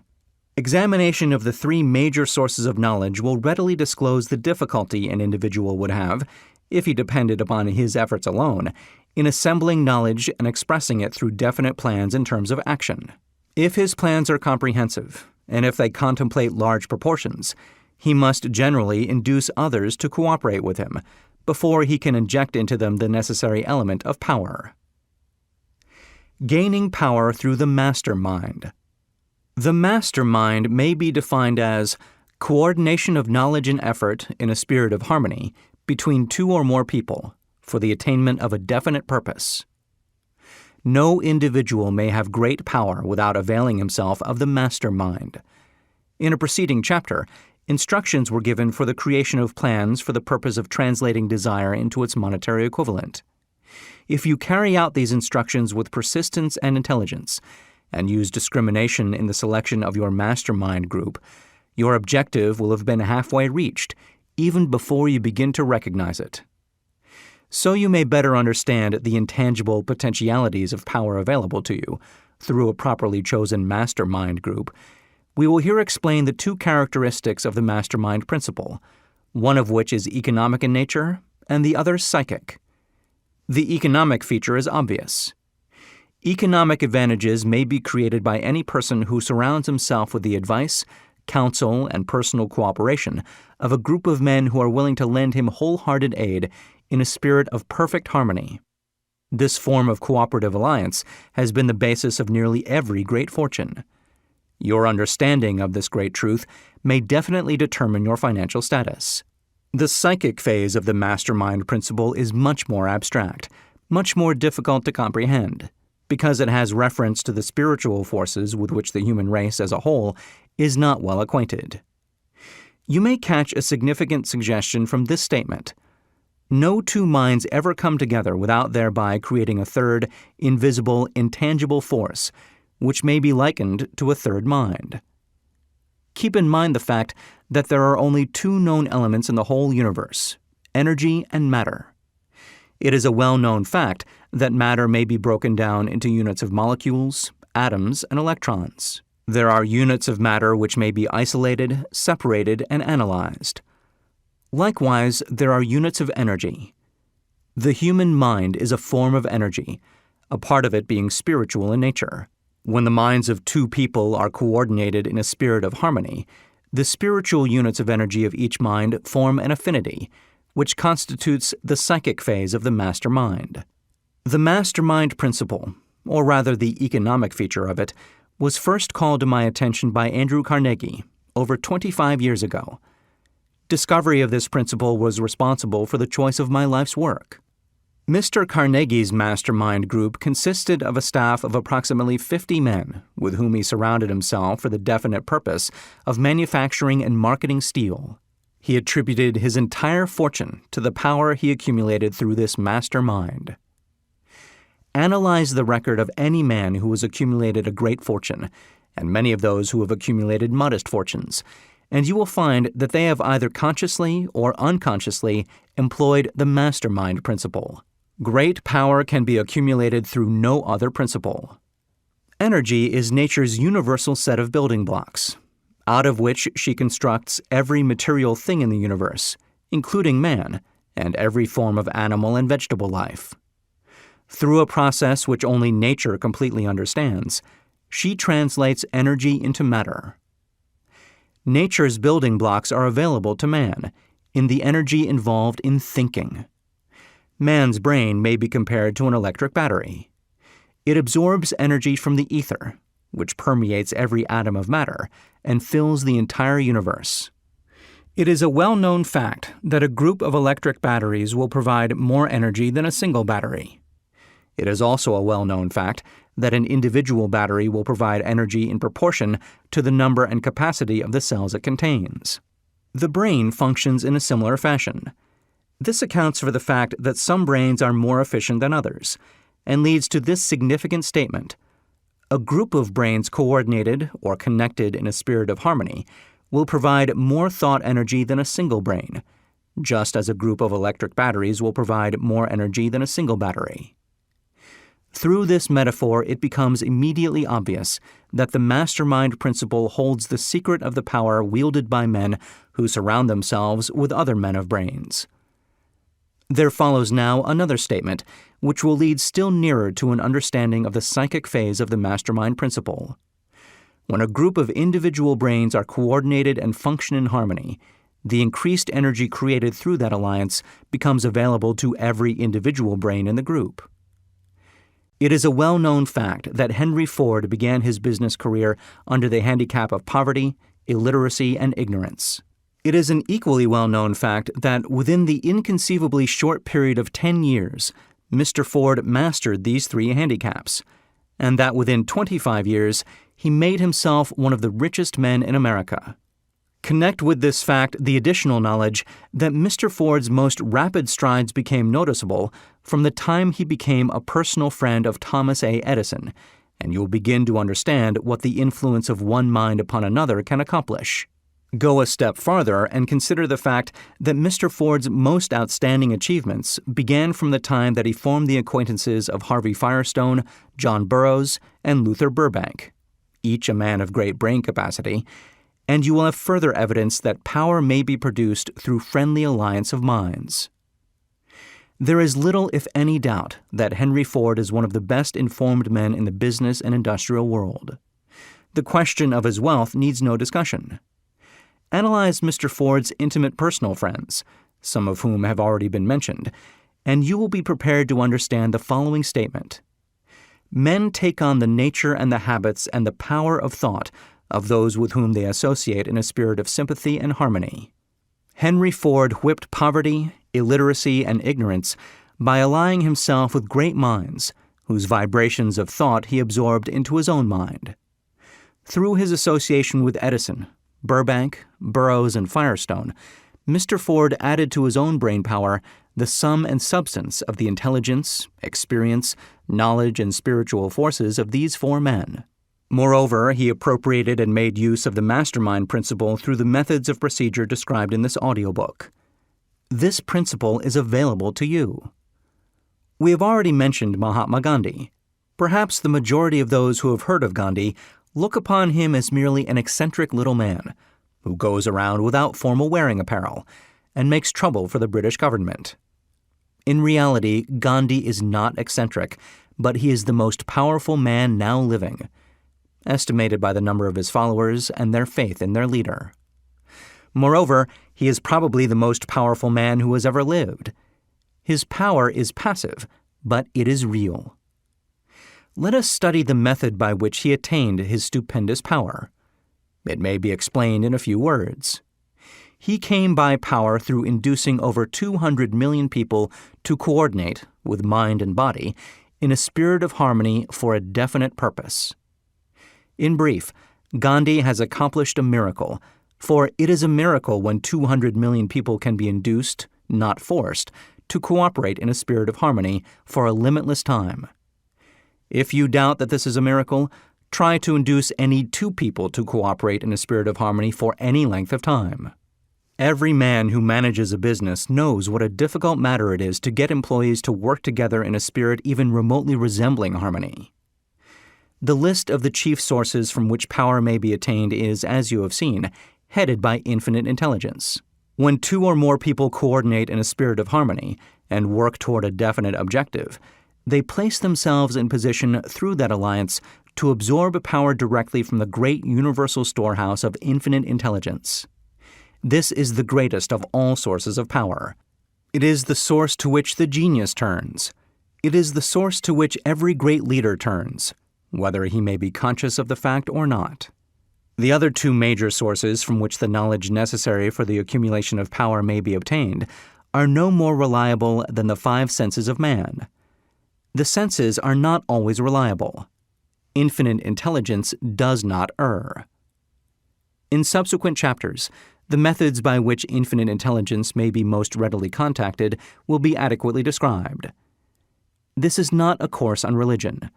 No fundamental principle described in this audiobook should be interpreted as being intended to interfere either directly or indirectly with any man's religious habits.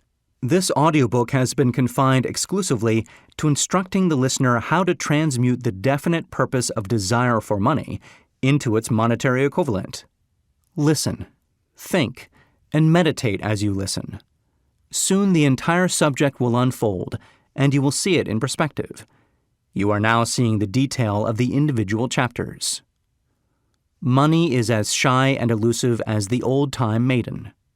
It must be wooed and won by methods not unlike those used by a determined lover in pursuit of the girl of his choice. And coincidental as it is, the power used in the wooing of money is not greatly different from that used in wooing a maiden. That power, when successfully used in the pursuit of money, must be mixed with faith. It must be mixed with desire. It must be mixed with persistence. It must be applied through a plan, and that plan must be set into action. When money comes in quantities known as the big money, it flows to the one who accumulates it as easily as water flows downhill. There exists a great unseen stream of power, which may be compared to a river, except that one side flows in one direction, carrying all who get into that side of the stream onward and upward to wealth, and the other side flows in the opposite direction, carrying all who are unfortunate enough to get into it, and not able to extricate themselves from it, downward to misery and poverty. Every man who has accumulated a great fortune has recognized the existence of this stream of life. It consists of one's thinking process. The positive emotions of thought form the side of the stream which carries one to fortune. The negative emotions form the side which carries one down to poverty. This carries a thought of stupendous importance to the person who is following this program with the object of accumulating a fortune. If you are in the side of the stream of power which leads to poverty, this may serve as an oar, by which you may propel yourself over into the other side of the stream. It can serve you only through application and use. Merely listening and passing judgment on it, either one way or another, will in no way benefit you. Some people undergo the experience of alternating between the positive and negative sides of the stream, being at times on the positive side and at times on the negative side. The Wall Street crash of '29 swept millions of people from the positive to the negative side of the stream. These millions are struggling, some of them in desperation and fear, to get back to the positive side of the stream. This book was written especially for those millions. Poverty and riches often change places. The crash taught the world this truth, although the world will not long remember the lesson. Poverty may, and generally does, voluntarily take the place of riches. When riches take the place of poverty, the change is usually brought about through well-conceived and carefully executed plans. Poverty needs no plan. It needs no one to aid it, because it is bold and ruthless. Riches are shy and timid. They have to be attracted. Anybody can wish for riches, and most people do, but only a few know that a definite plan plus a burning desire for wealth are the only dependable means of accumulating wealth.